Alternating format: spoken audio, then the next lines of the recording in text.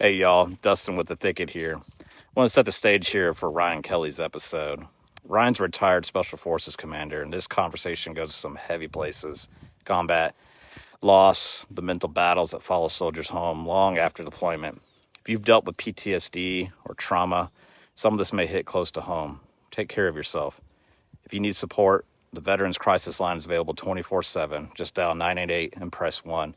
That's for veterans, service members, and their families. You know, the sacrifices our military makes doesn't end when they come home. For a lot of these men and women, the hardest fight starts after.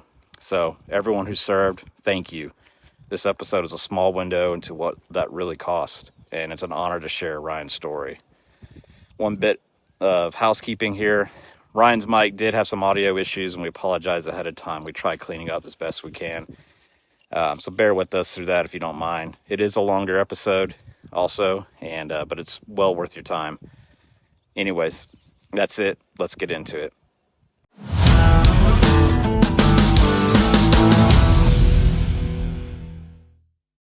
Hey everyone, thanks for joining the Thicket. Today I got Ryan Kelly, who this is our first time meeting, and thanks to Mark Sierra, who was here a few weeks ago and introducing us. You know, Ryan, from what I've looked up on his history, seems like a fantastic leader. He served in military, Ranger, Special Forces, JSOC, high leadership all the way through. And has come out, has led in other organizations, started his own business, and I'm really excited to see his story, where it goes, and what he's working on now with Range 101, and what we can expect to maybe attend someday. It'll be sweet. Ryan, thanks for joining the podcast. Thank you, man. Sweet, man. Appreciate it.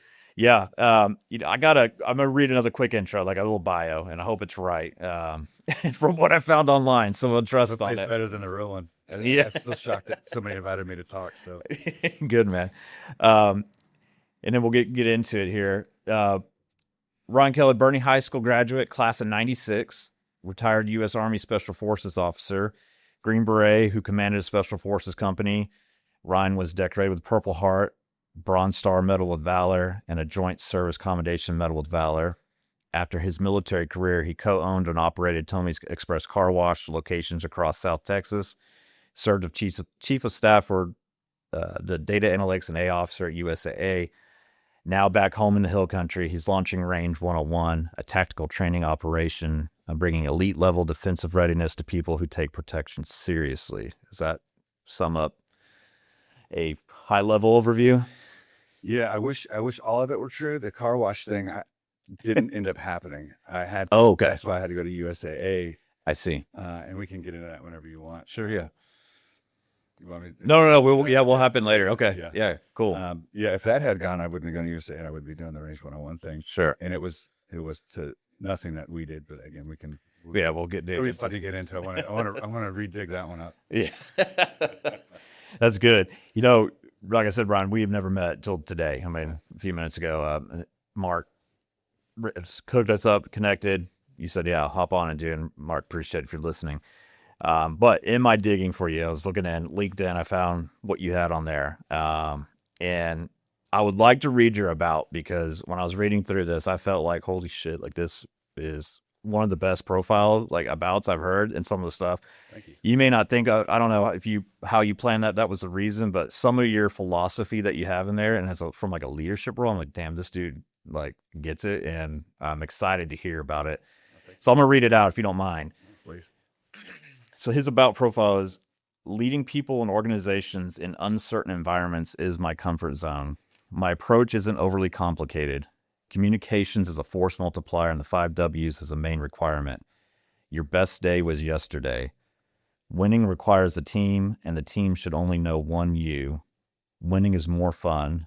Not winning has consequences, and accidental wins aren't successes, but we'll still take them. Luck favors the prepared. Time determines how long you have to plan, not how well you plan. Risk mitigation is unending, and defining desired outcomes is a requirement. Indicators of a changing environment are visible, but defining them requires rigor, and operating within your commander's intent is non-negotiable.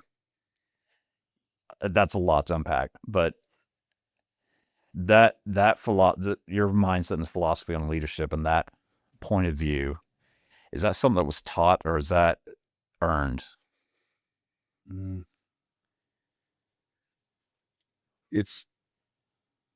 I wish it were taught. Like, I was fortunate enough to start my special operations career at Ranger Battalion. And that's where you learn, like, things at task force are so set from like how we brief, how we breach, like everything that we do has to be so, I want to say scripted, meaning that like you can't deviate from that, right? But it's such a well-oiled machine. Like, the world has never seen anything like the killing machine and task force is to this day. Like, nothing, and it's because of the things I put into it. But as a young person, so I did 14 months in the infantry before going to special operations for the rest of my career, and the infantry was great. I was happy to serve, right? But I didn't like formations. I don't like haircuts. I don't like all that stuff, right? But I still wanted to serve. When I got to Ranger Battalion, it was everything that I was hoping things would be. And one of the things you start learning early on is how, I don't know, how to fight, right? So, like, for example, in the infantry, the officer may be like the guy that's in charge of everything, right? Whereas when you get to these units where you're by no means the smartest guy just because you're an officer at all, right? Right. And because I'm not an ROTC guy or any of that, I enlisted, then went to OCS. I think I just saw things differently, and I was willing to step back and let the right people do the right things as long as I was providing that guidance that they needed. And so I guess a small example would be, like, say we're doing a direct action raid. That's all I did for years. And courtyard and end is the NCO's fight, right? Courtyard now is my fight, even though I'm responsible for the whole thing, whether it's our fast movers, Spectre, Little Birds, or people even above them watching us, where we're going, the target, which is the house. I'm confirming that. But once I confirm, like, this is the place, and the breacher tells me how he's going to breach, I go hands off, and the last thing that I do is a countdown from 5, right? And now it's the guys. And so the trust that is forced on, like, a young leader to have on your people, I think that was huge in my, like, development as a leader, and knowing that, like, hey, like, as long as I have oversight of things, that I know what's going on, I have the smartest guys around me. Like, why am I going to be like these other infantry officer dudes I saw the 101st when I was at 101st that are trying to do everything? So I just really bought into that. But in that, the basis of what you read off there, if you really start to peel that back, it lends to the idea that from a commander's perspective, that you owe to your guys what they need, right? Like, I am, as an officer, I saw myself as an enabler. The guys complete the mission. Even when I'm the ground force commander on the ground, like, the guys are the ones doing it. Yeah. Right. They're the ones making those fast decisions. Although I'm on target with them, it's them. And so I just saw it was my responsibility to make sure that they had everything they needed, but not overloading them with things, because they have to make decisions on the ground anyway. So the 5, you see the 5W thing, the risk is, so I can't remember all this stuff in there, but it all that just lends to, like, the idea that as a leader, you don't do everything. You set conditions for your people. Sure. You allow them to do it, and you give them the space to do it. And if you've done everything right, like in training and the relationships you have with your people, you can trust them and they can trust you. And through that process, you know that whether you have, like, people who are psychopaths or whatever, unfortunately, I didn't have to deal with that. So it was pretty easy to be trusting of the guys and know that we were going to come out all right. And I think another thing that worked for me is that I never, it's going to sound bad, I guess, but like, I never thought for the next day of, like, planning a career.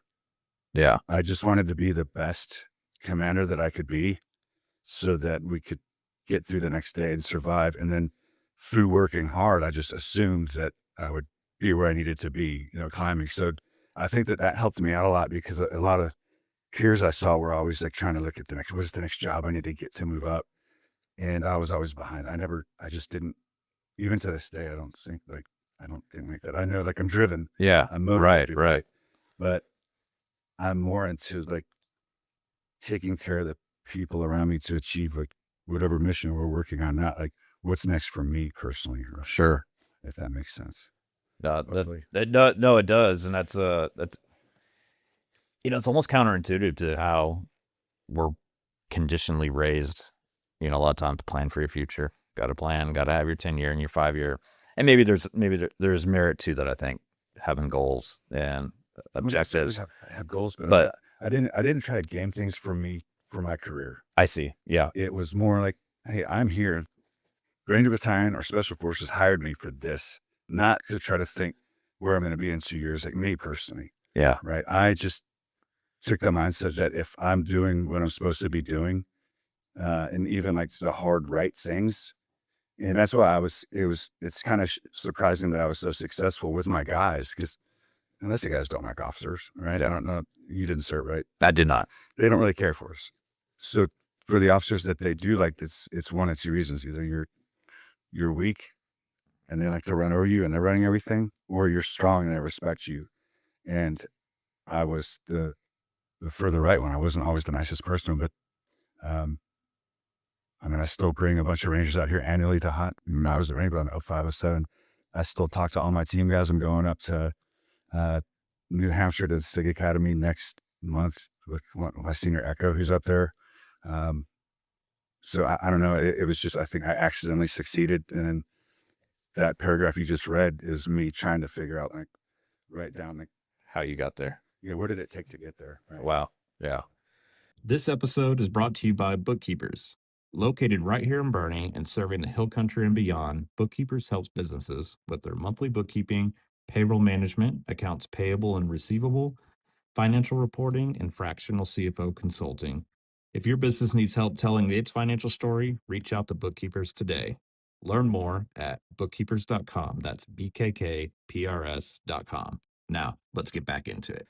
That's great. Let's go beginning. So class 96, Boerne, did you grow up here? Is this where you're born and raised in this area, or? No. So my family's from this area. Okay. But my dad was a Marine, and then he went to the CIA.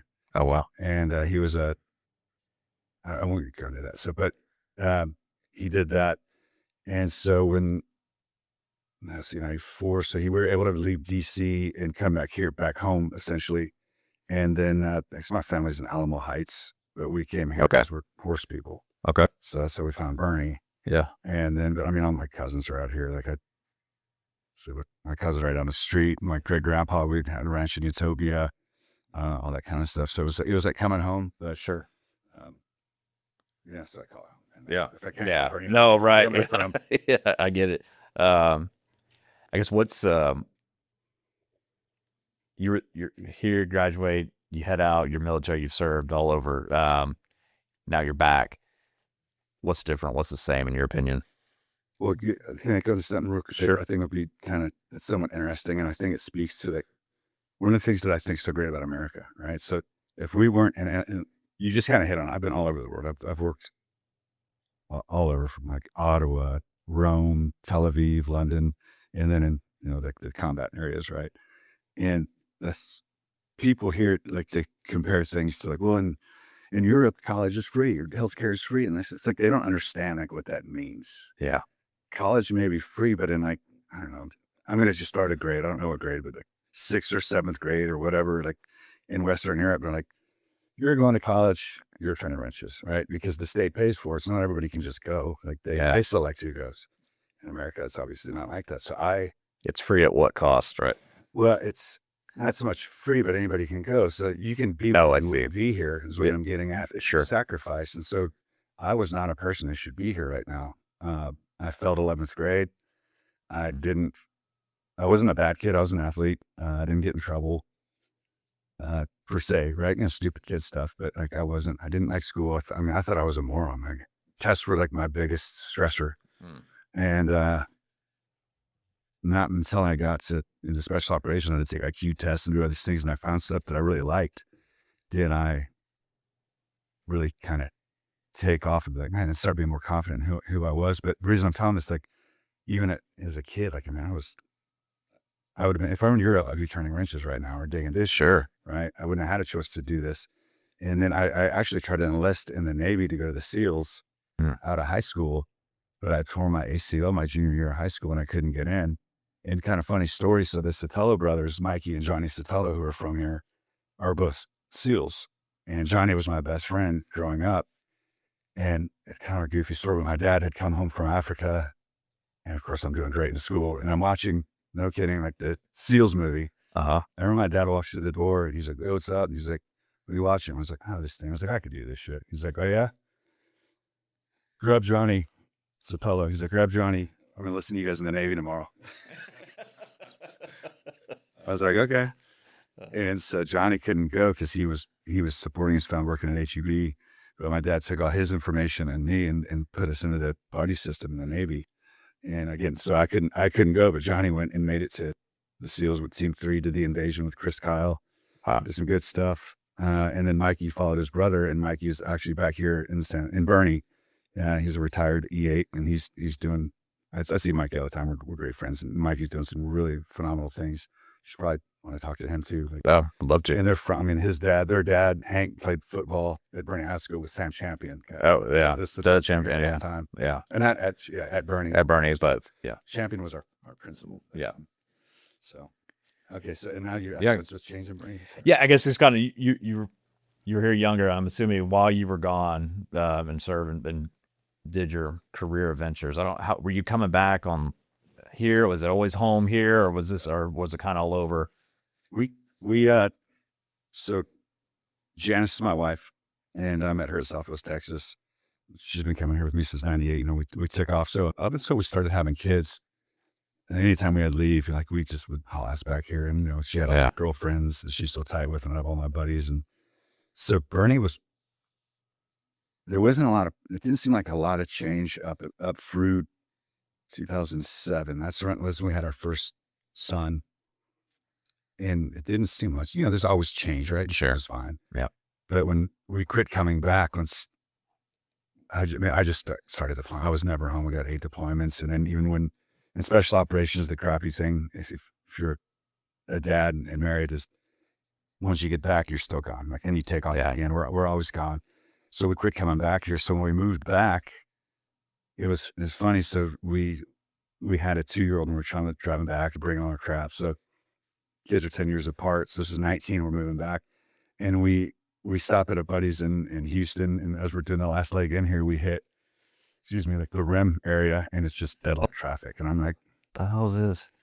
and there must be a cow on the road up there, like what's going on? Like, and I couldn't believe how the place had been built up.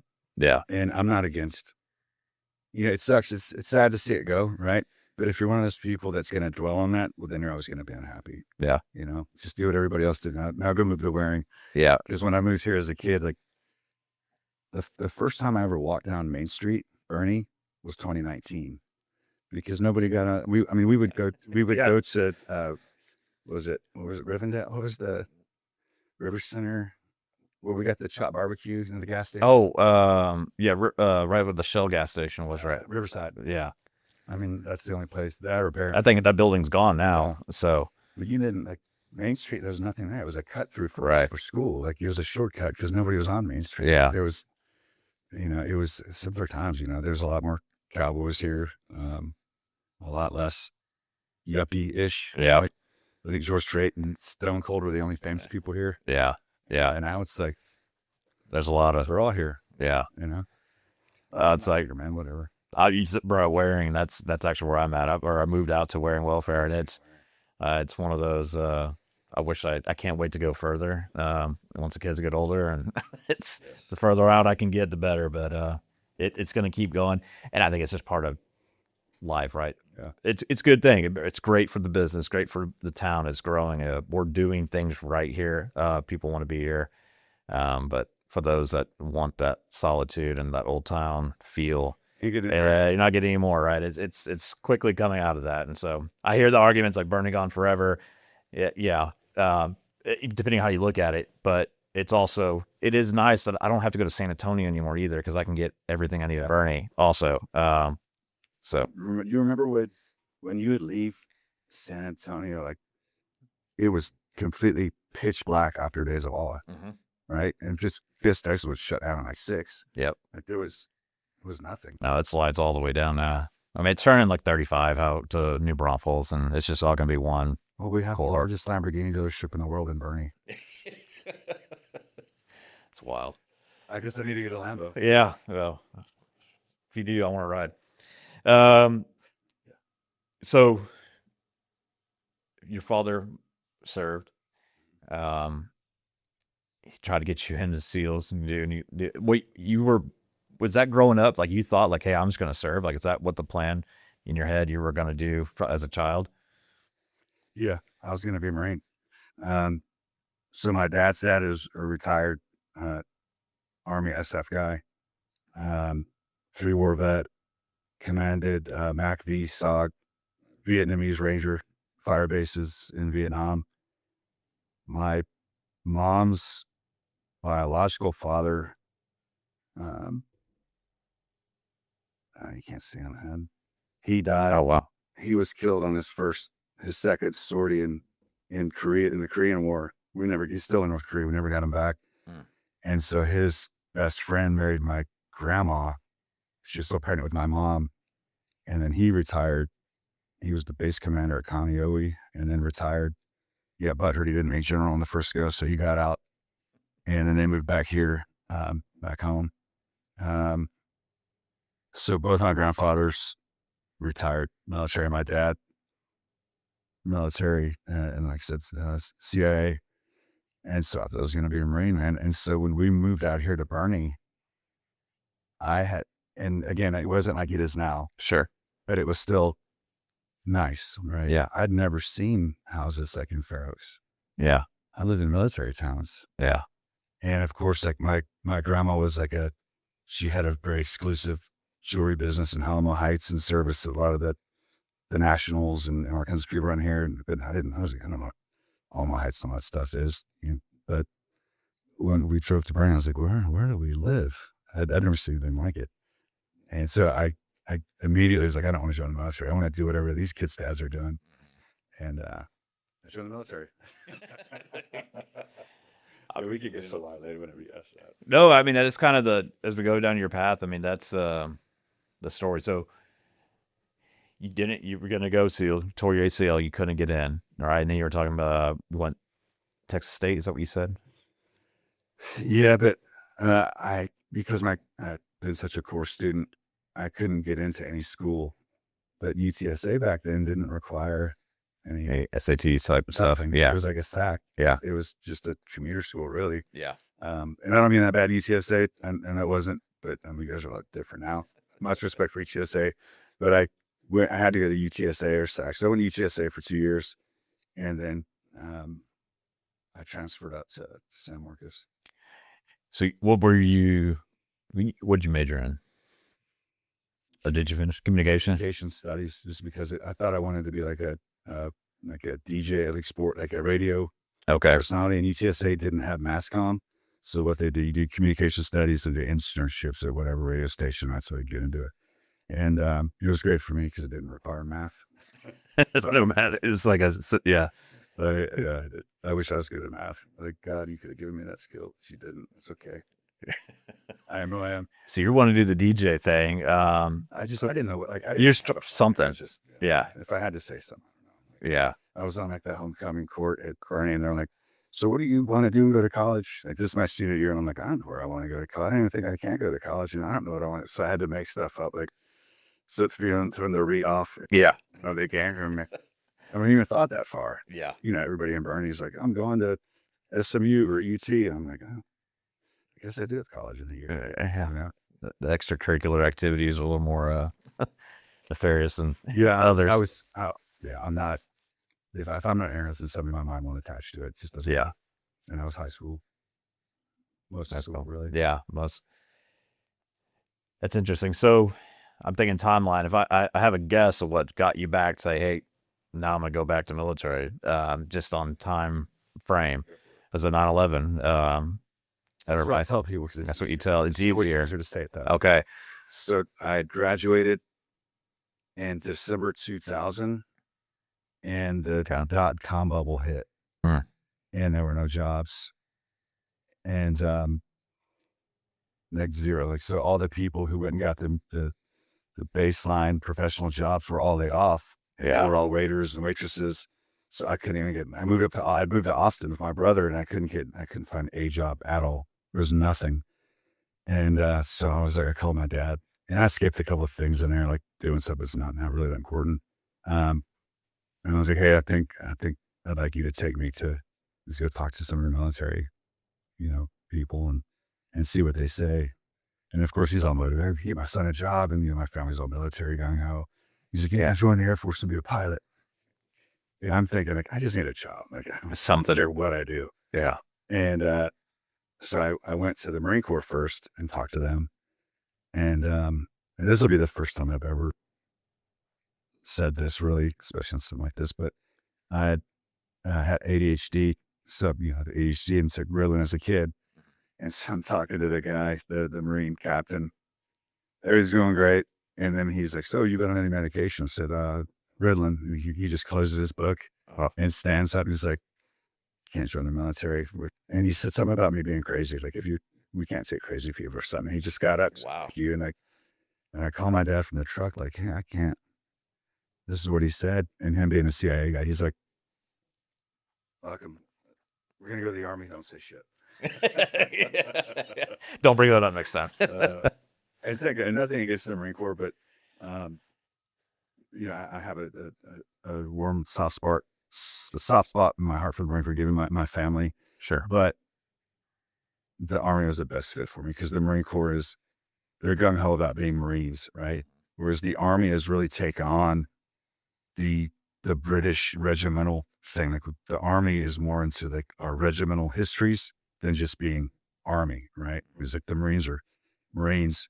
And because of that, and this is again like Ryan Kelly's house, but because of that, I think that in the Army that there's more that you can do, and you're not in the Marine Corps. You're like letting down the Marines if you do want to go try something new. Hey, you just be proud you're a Marine. You didn't get infantry.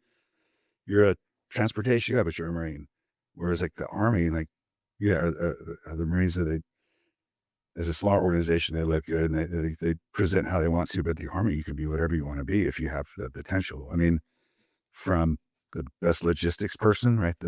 Moving the most robust or complicated systems of moving things around, or with a Delta Force, right? Right. The Marines are just the Marines. And again, like, there's nothing wrong with that. They do great things, but I'm not a big go with the grain. I'm not a contrarian, but I just want to do what I want to do. There's a lot more optionality there in the Army that provided that opportunity to go. And and I thought I didn't get to go to Delta. I thought that I'd at least get to try out, and I ended up getting hurt. And I was on the fight team at Ranger Battalion. I got hurt in a fight, and I ended up picking up another injury that I still haven't gotten rid of. So I couldn't. The one thing I wanted to try, and it's not that I wanted to be in Delta. It's the competition. Like, I'm seeing, I get to a certain point, and now all my buddies are going, and people that I think I'm just as good as, right? Yeah. And they're making it. And so if you're a guy and you're competitive and you're in that world, there is a hierarchy. Sure. And I have an ego. Yeah. And it just kind of sucks seeing guys go over there. And so now, like, they're essentially above me, even though, like, everybody has different missions, but in terms of like the cool guys stuff. Sure. And so I never got to take a shot at it. And that's the one thing that just kind of sucks. Like, never got to see what would happen, Yeah. No regrets, man. It was still cool. Is that another reason why, because earlier on you were going to do SEAL, right? And so did you not even consider going down SEAL route after Marines? Or was it just Army made more sense because of the optionality? Well, so the SEAL thing, there was zero thought in that. I mean, like, no kidding, I'm watching the movie as a kid. I don't know what I'm doing the next day. And my dad, who's pissed at me because I'm failing everything. Oh, so that I think I'd been like, yeah, I was just kicked out of school for doing something stupid. And so that was like a very hasty thing. And sure. It's like, you're not going to school tomorrow. You're joining the Navy. I mean, yeah. I never even thought about joining the military. Well, you know what I mean? Right. I think I'm joining the military tomorrow. Right. As a junior in high school. Yeah. And so, yeah, it's not that I wanted to be a SEAL, but the difference is, so that's that. By the time we came around to this, after college, I just wanted a job. I Yeah. couldn't find a job. I was getting depressed. All my buddies are like up in Dallas with, doing cool things. I just couldn't find a job. I'd moved back home. I kind of left that out. And I was doing like custom homes and foundations here in the Hill Country for one of my dad's buddies. And I'm sitting at home. My buddies are like killing it. The guys who got out a year before me, before the .com bubble. And I'm like, man, I'm living in Boerne. This is when Boerne was Boerne. Tiny. Yeah. And I was like, I have a mullet. I work boots and I make my lunch every day. And I'm on the mountains, tops of the hills in comfort pouring foundations. And I just wanted a job. So I legitimately thought, I told the recruiter, I was like, hey, I want to be a logistician and get out in 3 years. And I want to move to Houston and do like import export. I wanted a skill. I wanted something that's going to help me out. I wasn't thinking infantry or SF. No, you would pull back just a little closer. You're good. Thanks, Owen. I guess I can't see Owen. He's great. Yeah. Thank you, Owen. No, it makes sense then. So you have a very extensive, just from what I looked in on LinkedIn, just what you had listed as far as timelines and a crazy career, and obviously the medals and the Purple Heart. And I don't want to, approach anything you don't want to, you're comfortable with or whatever you want to do. And, this is your story. I want to have your story here, but would love to hear kind of that. You're in the Army now. So and it's interesting now, like knowing what you have accomplished in like hindsight's 2020. What was that switch, I guess, coming in as the infantry Army and like, hey, I just need a job, to like this leadership change? And how did we let's bridge that gap. Yeah, so I get in, right? And I say like a screw up, like again, like use the term screw up loosely, but I was the kid that all my buddies' parents loved, but I don't know if they would have wanted to hire me, right? With the company. And so when I joined the military, I remember thinking to myself, like, this is it, man. Like, you have to perform. And what was unique about when I joined, and because I didn't do ROTC or any of that, for those of you who don't know, when a kid joins the Army or the military, when they enlist, you have, like, there's bonuses, you do your thing. My bonus was officer candidate school. Because you college, right? You graduated. Mm-hmm. Yeah. So we went to basic training like everybody else. And then those of us doing the college or the whatever it's called, 09 Sierra for officer candidate school, then immediately, instead of going to AIT, they ship us to Benning for OCS.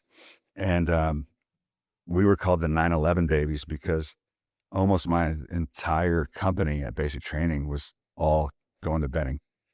And the drill sergeants hated us because they said that we were the smartest, stupid people they'd ever met because we learned everything so fast. But then because it's all these guys who had been the college athletes and they were professionals, they would start subverting and seeing gaps in like what the drill sergeants are doing. And they would legitimately start like, it was like an unconventional warfare campaign. Like it's the drill sergeants, and it drove them nuts is they saw the leverage they had. They saw the gaps and everything.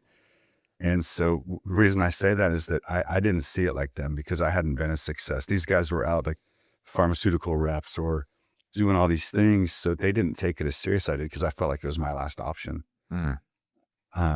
Whereas like they would screw around, go hide out in the urinal, and I'd be like, man, these guys are going to be officers and that's how they're acting. And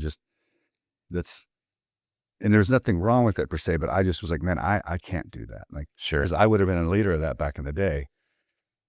Now, like, it was time to be serious for me. Yeah. So I think, does that? No, it does. Yeah. It fundamentally changed in you and the mindset that you had there to what you had to become to do that. I have some other military buddies who are obviously military towns, and the understanding I get is there's also this idea that, and maybe I'm wrong here, but people coming in, college graduate, no sir, they automatically go to officer school. They're like officer rank versus some of the others who didn't get that opportunity or didn't go to school. They start younger and then they have to like rank up. Did you feel that contention at all? Like coming in as an officer immediately, maybe overseeing people that have been in for several years before you, and you might outrank them per se. I think that's always there, right? Like that's It'll why, be there. That's why, and enlisted NCOs don't really care for officers unless you earn their trust and respect, right? Sure. Because there is that separation. So if you take this private and this E8 or this first sergeant is here, they're immediately going to respect that person more than you. And when you ask why, that's kind of getting your question here, because they can, if they stick around, they can get to this level, right? It's a natural progression. They can still get to line, but that's not so natural that you have green to gold or whatever, and that's not really eat into people.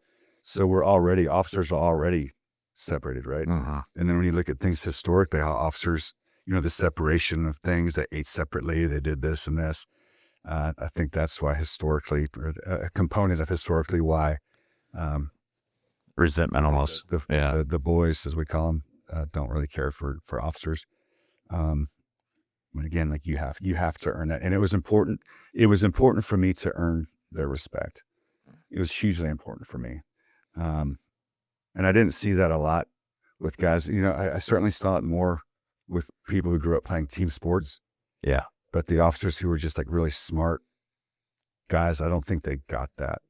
And they may have been successful. I mean, obviously, if your boss likes you, you're going to be successful, right? But Yeah. I cared less about what my boss thought about me. I cared more about what the boys did, because they're the people, when I'm commanding, they're the ones accomplishing the mission, right? And so that was hugely important for me, that we had a great team environment so that there were no distractions for them. Because, I mean, shit, dude, when I came in, like, it was wild. I mean, my first deployment at Ranger Battalion, I had one of the largest mass causes in JSOC at the time. I mean, it was just CQB gunfights.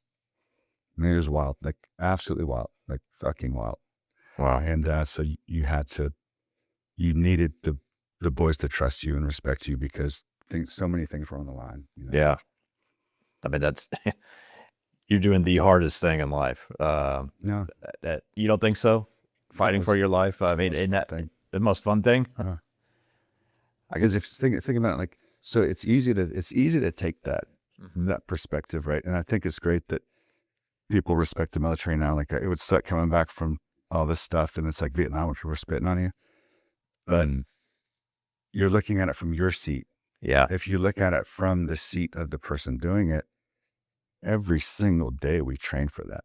Yeah. That's all we do. And like, especially at Ranger Battalion, I mean, we shot so much, we trained so much.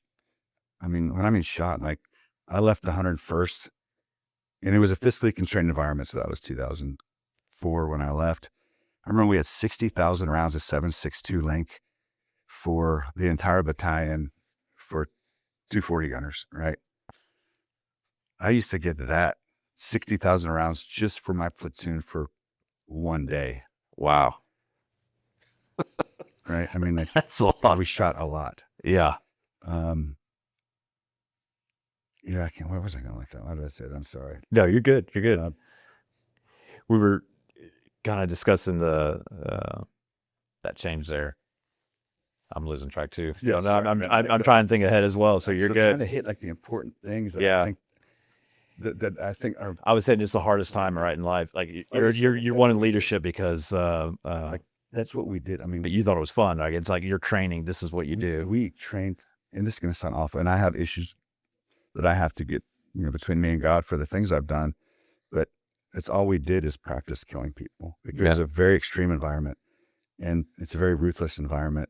And if that's all you do and you train for, like, when you're going and doing it, I mean, I trained so much. I mean, I remember when we started eating and we can get into that story later, but there's a time where, like, we're just eating grenades. I'm having to step over my guys, and we had trained so much. Like, you don't stop to help anybody in a gunfight. It's self-aid first, right? Sure. Because you can't, like, the mission comes first. But we're just so trained in doing these things, and our training leading up to is so realistic that you don't even stop to think you have to help him. You just step over and of course, while you're doing it, I'm like, fuck, man, these are my dudes. It hurts. Right. And you're scared. Yeah. But you're going forward and going through the door because your guys are going. And if I'm telling them to go and they're going because I'm telling them, well, then I'm going to go. Yeah. And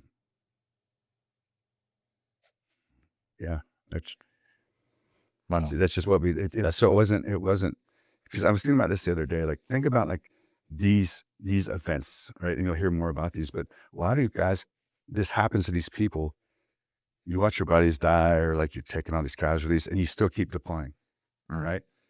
Well, then it's not that scary of an environment if you keep going back. Right.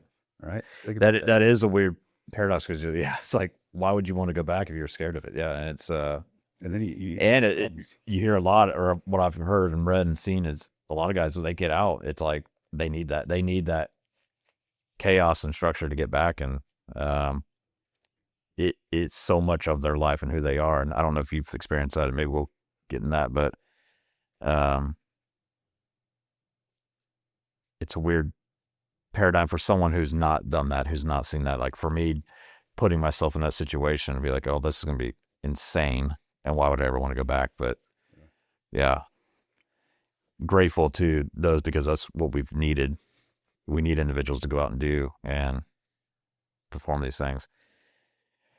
Let's go back. I guess you're deployed. What was your first deployment? I graduated Ranger School August 2003. Kind of cool stuff. Me and my grandpa went to the same Ranger class, just like 30 years apart.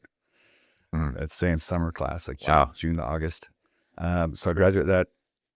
3 weeks later, I checked into the 101st. So that's September 03. They had done, the invasion of Iraq was March 03. So I was a replacement in OIF 1 in September 03. I got to a platoon. Wow. And it was the weirdest experience ever, because I didn't, for anybody who's ever deployed, you're with your boys, you're with your unit. So there's it's like rolling with a gang or something, right? Like, yeah. You feel better. There's a comfort. Like I get on a bird by myself and all of a sudden I land like in the Middle East somewhere and I'm just sitting on an airplane, like, and I'm looking out, here's like, where I'm like, where are we, Kuwait, whatever. And I'm like, okay, I guess I'm really here. And I'm just some dude shuffling some stupid lieutenant. And then they didn't have, we're talking like 03, like it wasn't all this tech stuff we have now. So like the unit doesn't even know you're here. So I lay around like on an airfield in Mosul for like 7 days waiting for like a supply run from whatever compound I'm going to, for somebody to be like, oh, you're going there? Hey, I got like 6 guys. And so, and you're laying outside just with a thing over you. And as all there is like a cooler of water. And then you get mortared or whatever. And you go over here and like, you just lay there for days. Just waiting in something. And then one day, like the guy's like, hey, Kelly, you guys are going to 1st Brigade. Be here at this time. And I can't remember. I'd never even been in a Humvee before. And like, there's this Humvee. Even through training? No, because we're getting like 5-ton trucks and then they drop us off and you walk everywhere, in the infantry. Okay, wow. And Ranger School. Yeah, I'd never been in a Humvee. And all of a sudden I'm like climbing on the back of this Humvee, no body armor, no gun, just a bunch of us sitting back there and like drive to this place. By the time we get there, it's like 9 at night. And I walk into I think they call it a battle update brief, a BUB, at the battalion headquarters. And the 3 of us, 2 lieutenants and a captain, they walk us in. And of course, like Army infantry, the first thing everybody does is like lean over, see he's got a Ranger tap. Fortunately, I did. The other 2 didn't. So I got a platoon and those guys had to go to staff. And so like that night, so that thing ended at 10. So I'm still sitting there and this guy walks up to me. So he's like, come here, man. He goes outside, lights a cigarette. This is my new commander. He's like, we'll be back at 2 a.m. to pick you up. We're going out to the tar refiner where your platoon is. I'm like, all right. He's like, go, when we're back, that's our thing over there. Just go over there. There's a guy over there. He'll give you whatever you need. I'm like, fuck. All right. Yeah. Sure as shit. Like 1:45, a bunch of Humvees show up. I jump in. I have no clue where I'm going.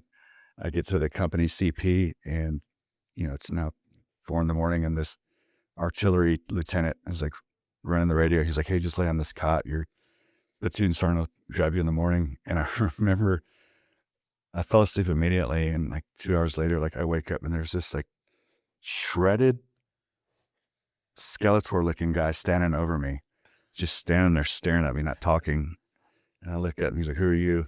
And I'm like, Ryan Kelly? He's like, what fucking rank are you? I was like, oh, Lieutenant Kelly? This is my first sergeant. And he's just like, huh. And he just walks off. And then my platoon sergeant comes and grabs me. He's like, hey, are you Lieutenant Kelly? I'm like, yeah. He goes, do you have a Ranger tab? I'm like, oh, yeah. He's all right, good. Hey, let's go. And we went and met the platoon, man. And it was something, it was like out of like a Vietnam kind of thing. Like these guys had been gone for, from whenever they'd deployed to now. And this is September. And they'd been through, I think it was End of Joff, some pretty big battles. Yeah. So when he's introduced me in the platoon, and they were off that day, so dudes are like hadn't shaved, like no shirts on. Everybody's like just pants. They're doing laundry in buckets, and shitting holes and pissing tubes, and so he's like, hey, this guy's come around, and it looked like something straight out of Vietnam, and I was like, man, this is badass, like, and that was my first platoon, yeah, because. So I did 6 months. We got back Valentine's Day 04. So I did September 03 to Valentine's Day 04 with the 101st in Iraq. What your first mission leading as an officer there in that time? Yeah, that was interesting because it was in Humvees. No experience in it. I've never been in a TC, so I've never been in a TC at Humvee. Yeah, and I mean, it was all like, the principles of patrolling are the same, right? It wasn't difficult. It was fun. Again, like I talked about, listening to your guys, like, well, they'd been there since whenever, so I would have been a fool to say, all right, this is what we're doing. So I had like a squad leader right there. I'm like, hey man, like walk me through, like teach me. Yeah. And at every opportunity, I wanted the guys to teach me, but it wasn't because I'm like, oh, I'm an officer, I'm going to get my guys. Like, I just thought that's what you do. Like, I just thought, like, when I'm new to a football team, when I moved to Boerne, like, hey, how do we do all this? So it just seemed natural to me. But what I found in some of the stuff that I teach in my leadership keynotes is that idea that it doesn't matter where you are, what rank or any of that. Like we have something to learn from everybody. Yeah. And if you let your position or your status get to your head, like, well, you're only holding yourself back. I didn't think like that then. I just thought, hey, these guys have been here. Sure. Fucking smart guys. Yeah. So I don't care that this dude's an E4. Like, he happens to be here and I have a question. But later on, I found out that that's one of the endearing things that they liked about me. And I didn't get that feedback from them. I got that feedback from my Ranger Battalion guys. And that short little vignette of the Ranger Battalion one, like, I get to Ranger, I couldn't believe I was like, I joined there. I wanted to go to Ranger Battalion once I figured all this stuff out because of Black Hawk Down and all that stuff. And so I get to Ranger Battalion, and my guys happened. I went on a Saturday to put my kit together. And just like the Humvee thing, I'd never seen this kit, all this new cool guy kit. Sure. And my guys happened. I didn't even know they were my guys. They just happened to be on CQ. So I was like, hey guys, can you help me? Show me like how I should put this kit together. Like, what do you recommend for my job and what you've seen? And so a private and like an E4 came, and so like so we had team room, like cool locker room kind of stuff, and they was like, hey, you should do this, this, and this. But so later on, like years later, that's what they had said to me, like, hey, when we knew that you were going to work out and that we really respected you was that day when you were seeking their advice on asking us how to do this. I was just asking, I mean, what was the reaction? Because I feel like it could go two ways. You might have someone like, oh, this guy doesn't know what the fuck he's doing. Or two, like, oh shit, like, he's valuing my opinion and that means something. Yeah, so the thing about special operations, and so I was worried about it because when I got to the 101st, it's like all these crusty NCOs that are, a lot of them fucking out of shape. That, like, guys, I'm just like, oh man, this guy. And they hate officers. Like, oh, this new fucking lieutenant, you fucking officers. So I'm like, oh man, I'm going to special operations. These guys are going to be smarter, more in shape, and everybody hates officers. I'm like, how am I going to get in with these guys? It was the opposite. They still didn't really care for officers, right?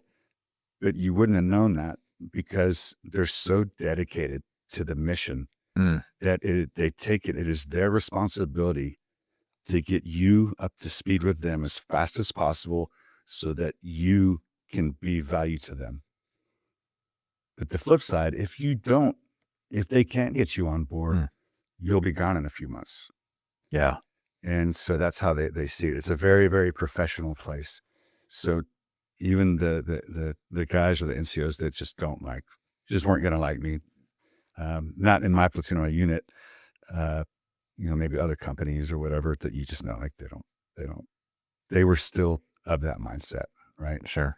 You weren't going to be friends with them outside, but they felt very strongly to make sure that as an officer there, like, you have to be brought up to speed as quickly as possible, because the things that we're going to do when we deploy immediately. So the thing about JSOC, we don't like fly in and take a couple days in the area fams. Like, you fly in, we do elevators in the birds, we get our kit, we re-zero our guns, and you're probably going out that night. It's that fast. Because you're high-fiving the guys that are going like 275 or 175. I was a 375 guy, so I can't remember who. I think 275 would we rip out with. I mean, they're on the flight line. The bird comes in and we high-five them. There's no like, hey, this is what we do. Like, you fall right around the kit and you're going out that night. It happens that fast. Wow. Yeah. Yeah, it's listening to it as a civilian and never been. Obviously, you see the movies. We play the damn video games as a kid growing up, and it's like all this badass stuff, and it's trying to imagine like this shit actually happens like in real life, and yeah, it's wild. Trying to get out there, it's mad respect on that, and I can see then going back like it's fucking fun. Like, I can imagine. I mean, I've been skydiving. It's like, oh, this is the most like intense, crazy thing for me, and it's the thrill. But coming out of helicopters, the little birds coming in combat, and it's got to be insane. I guess where in your career, because I know we're going to get stuff later after and post to now, and I want to make sure we respectful for time. But I'm here for okay. Time. Yeah. Whatever. Let's follow in. I mean, you come back first deployment. I guess what are the next highlights for you in your head as you go through your military career? And let's kind of go down that path. I was utterly focused on getting the Ranger Battalion. Like, that's what I wanted to do. Like, even though in Blackheart Down, like, Delta's there and this, like, there was something about like Ranger Battalion, maybe because at OCS so officer candidate school, we used to call it the Infantry Officer Base. Of course, I don't know what it's called now, but the Infantry Officer Base Corps, Ranger School, it's all at Benning, right? Benning's the home of the infantry, and Ranger Battalion headquarters is there, 3rd Ranger Battalion and Ranger Regimental Detachment, RD or RRC, whatever they're called. And I'm at airborne school and seeing all these guys and like blacked out PTs running. And I remember one time we were in like a OCS formation run, and there's these Rangers coming. So it must have been a weapons squad, because these guys were big and they're hauling ass. And the dude in the back just starts throwing up everywhere. And we have like a captain leading our formation running, like food. And this chute starts throwing up. And the guy, it must have been a squad leader who's leading this Ranger Battalion run. He looks at us. He's like, don't you fucking look over here. Don't you fucking look over here. And I'm like, so again, I'm new to the military. I'm thinking, man, this captain's going to, that captain he didn't want anything to do with that guy. He was like, yeah. And I was like, this is fucking awesome. Like, I want to go there. Like, I want to be a part of that. I like the fight. I did MMA. I did all that. So I like aggressive things. And for anybody listening that's from, like, I wasn't that guy as a kid. Like, that came later, Yeah. Like when I joined the 101st, I joined like an MMA club because I wanted to go to Ranger Battalion. I started fighting, and I liked that kind of stuff. I liked the aggressiveness of Ranger Battalion. I liked the nastiness of it. I liked that it was a very, very aggressive place. And like that people, we fought all the time. Like, it was my kind of place. Wow. And, yeah. What, if that's not who you were, I guess, as a kid, maybe, and not that side, what switched that in you to, or is it just you got exposure and you just loved it?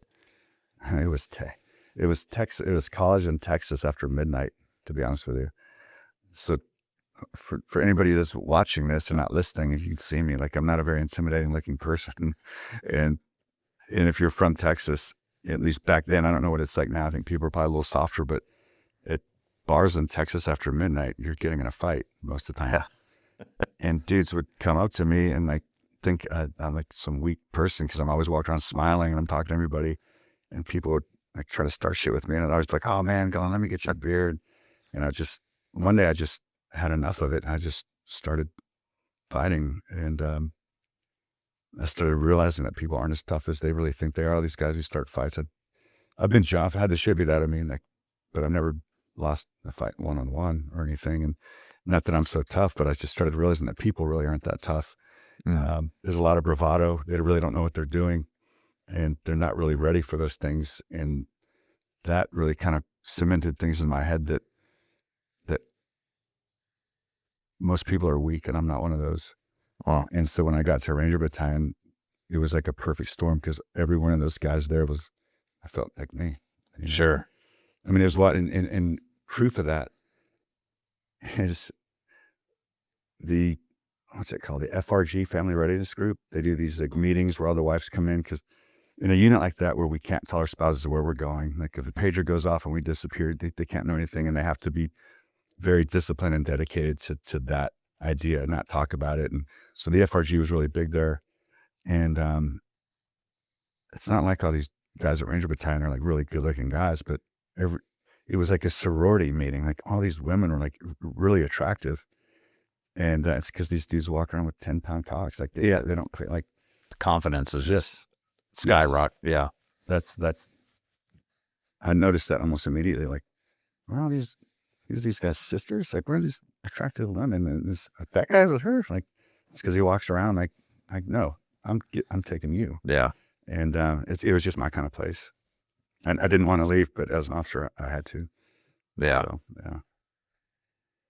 What so you make the Ranger Battalion.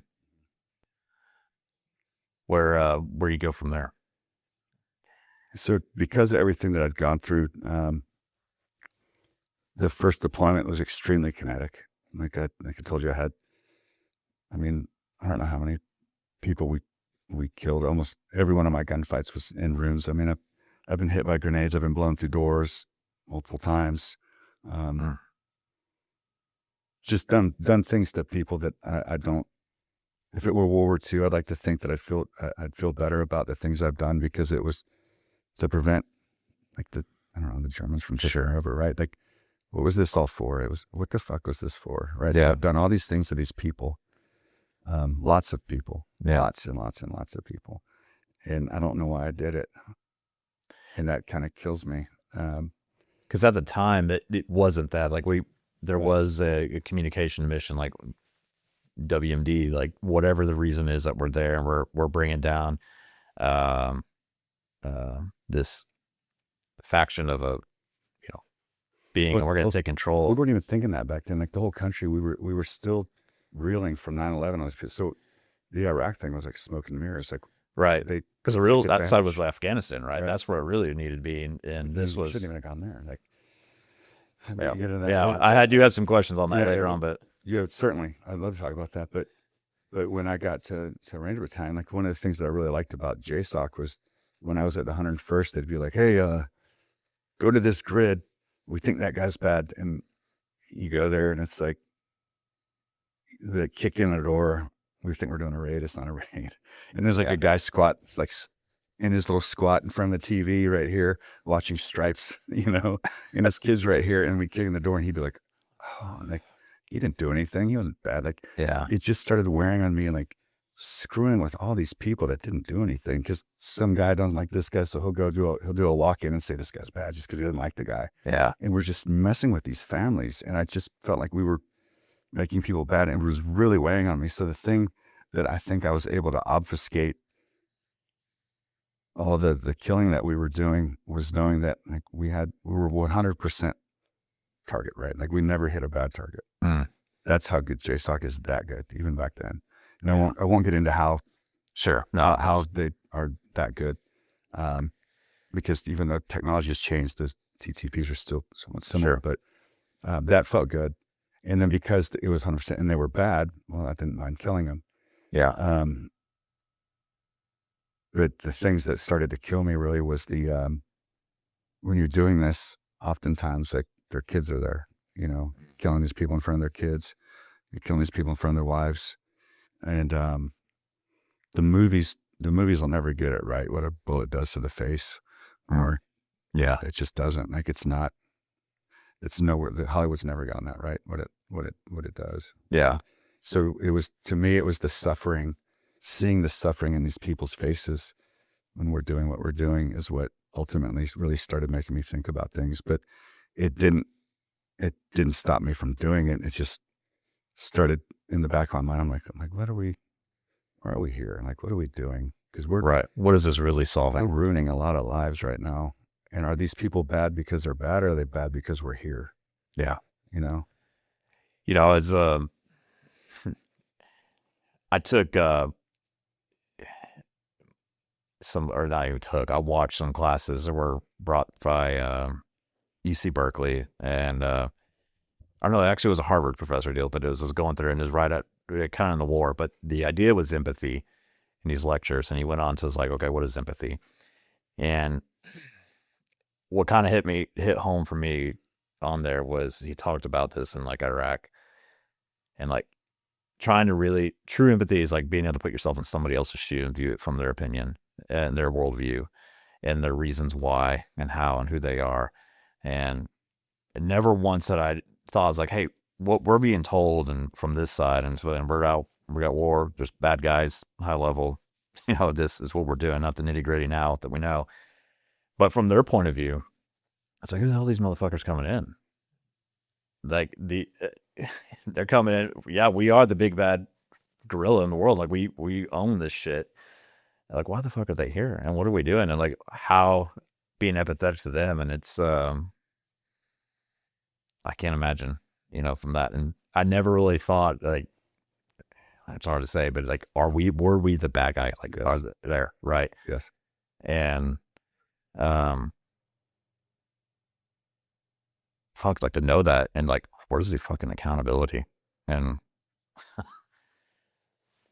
this isn't a new topic. This isn't new. This has been going around, but it's still hard to hear. And fuck now I'm like, what the fuck are we doing in Iran? Like, and now it's like, it brings in this like mistrust of fucking anything that's ever said and done. And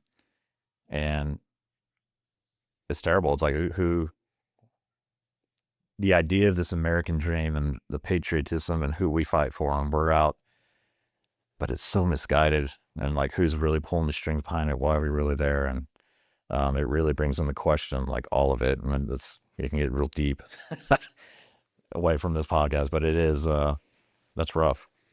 And for you, someone like you and your teammates and people you lost in like front lines there, seeing that. Well, and we had it better. Like I should say, I don't want, like, nothing I'm saying is like a woe is me. Like, No, yeah, I would go back and do it again. All right. So it's like, no, like I'm proud of everything I did, and my guys and all that. I think it would have been worse for me if I hadn't gone to special operations and stayed in, because those guys, Marine and Army infantry who owned battle space and had to just patrol, and they're not even seeing bad guys. They're just driving around getting blown up. yeah, And now if you take like my thought that I'm talking about, you're not doing anything really offensive. You're just trying to presence patrol, and you're watching your buddies die. Like the picture Owen has over there, on the wall. I didn't have to worry. I've never been hit by an IED. We had EC-130s above us doing burns, and everything ahead of us before, sure, so we can get to target. I didn't have to go meet with villagers or build relationships. We were with our little birds and strikers and Mike model helicopters on our base. Our pager would go off. We'd haul ass, go assault. If we didn't get a follow on right there, we'd go back, and then we'd rinse, repeat. yeah, But even though I didn't feel it hung out there, like how kind of I felt for the infantry guys who were out there, it's the amount of death and the things that we were doing. And the thing about task force back then, I don't know, I can't speak for it now. It's just such a ruthless place. Like, we'd go out, do what we do, all the things, right? The killing, and then, or we go out, we're not, but then one of our sister units, whether it was, so the big three shooters in task force, Delta, ST6, and Ranger Battalion, right? So then maybe the next night, one of them would get into something and maybe somebody would die, right? So now, whether we're killing people or like, you have this guys die, or the next night I go up, maybe don't kill as many people, but like I got guys who were getting all fucked up. It's just this vicious cycle that it speaks volumes to the human psyche, because like a pig, like if you release a pig into the wild, it can go feral, right? Yeah. Start growing The tusk back and the hair. Yeah. People are like that. So I mean, we became so desensitized that like you get in a gunfight, you're not like taking cover, you're not like jumping around. It's just like, oh, like here we are. It was just such a routine thing. And here's a perfect example. We came off a target in Afghanistan. It was 6. At the time, it was still the largest direct fire KIA. We killed 120 guys that night. This was down near Gecko. We staged out at Gecko. I don't even know where we went, because as soon as the trigger was met, we run to the MH-47s and we land on the X and just start doing our thing. And because it was in Kandahar, when they finally pulled us out of it, we stayed at the SF base. And that night, C-17 was coming to get us, right? And the point of this. So a bad dude shoots a mortar and it lands on the Kandahar base, like I think on the SF compound. And we were on the airfield. We can see our C-17s coming short and final, and this freaking mortar hits. And of course, they shut the base down. Everybody's like running for like cover and all this shit. And actually, we couldn't see the 17 yet, because we had ordered. I sent one of my dudes, hey, go get a bus, take us to the chow hall. We had like an hour. Go to the chow hall, and we'll come back. And the bus shows up, and that's when the mortar hit. And of course, the base shuts down. Everybody's going nuts. And my dudes are looking at me. I was like, get on the bus. Are we going to go eat? I was like, get on the bus. And the bus driver was like, hey, sir, we need to take cover. I was like, Steve, we can take cover at the chow hall. Just get us there. And so we drive to the chow hall, and it looks like something out of like a post-apocalyptic thing. Like you can see in the windows, and they were stocking it. They wouldn't open it. And there's like carts in the middle of the thing. It's just dead. And I was like, hey, I told the dudes, I was like, hey, stay down real quick. And I ran from and it was like, I don't know how many missile-proof bunkers it was. And they're just full. And I went to everybody. I was like, hey, where's the manager of the DFAC? And like, I don't know. You'd see some eyes. I don't know, but you're supposed to take. I was like, got it. Yeah. Where is he? And I just went, everyone in this, finally, the guy's like, me. And I was like, hey, man, we're not going to mess your place up. I'm just going to cruise through with my guys. We're going to fill our pockets, and we're going to get out of here. He's like, that's fine. That's fine. Yeah. And then the bus driver was like, I can't take you back. I got to take cover. And I was like, that's fine. We'll walk back. So we got on the bus, like, all right, guys. And this is 2 platoons of Rangers. I was like, hey, don't fuck it up, please. Let's just get our shit, fill your pockets, and we'll roll out. And so, yeah, we just walked in the chow hall. And the point is, like, people who aren't doing this thing all the time, like a single round landing center, it didn't even mean anything. I mean, Yeah. and for people who do it, this will make sense to them, right? Because it is a benign thing. A mortar hit, and like, we're like, hey, take us here. But I remember years later, I deployed. I hadn't been in a gunfight in a long time. And so this is like 2009, I had to surge. I had to leave for Iraq for something for 2 months, like quick turn. Like I just had like a day or two notice. I was staying at the embassy compound in Baghdad, and a mortar landed somewhere near where I was staying. And I questioned myself, because I'm like, I almost was like, get up. And like, I was like, wait, we don't get up. We just lay here. Like, but inside, I mean, like, I wasn't desensitized anymore. Sure. Yeah. I've been in those things, and it was shocking. You were changing back from that feralness back to, and it was shocking to me that I thought that, like, immediately it was like, oh, take cover. And I was like, oh, it's just a freaking mortar. Like, or even in like gunfights, I had you just don't, it just doesn't really matter, because that's all you do. You're just doing it all the time. Yeah. So the human, you can completely like change, and like things that you would think are really bad aren't that bad for you right then, because You're talking about like part of the job. Just that's what we do. so it is. It is like, that's what people are like, man, that's cool what you did. And I'm like, Well, I mean, when I got my tan beret, that was one of the best days ever. I got my green beret, that was great. But after a while, it's just a job. You're proud of it. Sure. Sundays, I was excited for Monday. 20 years, I loved what I did. But it wasn't. It's because it's a familiar thing, right? That thinking like that, I mean, is that still the same mindset you have now, like hindsight looking back? Or What do you mean? I guess that idea of like, it was just part of the job I mean, do you reflecting, is that different now, or do you still view it that same way? It was just part of the job. Because I'm kind of imagining, we talked about like just a person come feral, right? And you're thinking differently. That's just there. But I'm trying to step back now, back in, not feral, looking in and be like, holy shit, like from eyes like, that's fucking crazy. Like to you, does it feel like, oh, that was fucking crazy? Yeah. Or I don't feel like my memories, because it was crazy. Okay. Yeah. Now that I'm in civilian and I'm doing this, like when I think about it, it's like, holy shit, like that, I did that. Yeah. Like, yeah, I mean, That's interesting.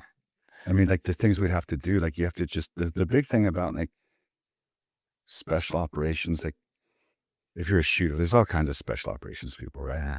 There's limited shooters per se. And the big thing to be a successful like shooter is problem solving. Like how well can you remain composed, think, and act, right? And if you're a leader, think, compose yourself, and provide broad guidance to your guys that they need. Not that you want to tell them. You have to be able to, what do they need to know as the situation changes? You don't want to tell them anything more than that, because now you're gonna screw things up. You're gonna confuse things.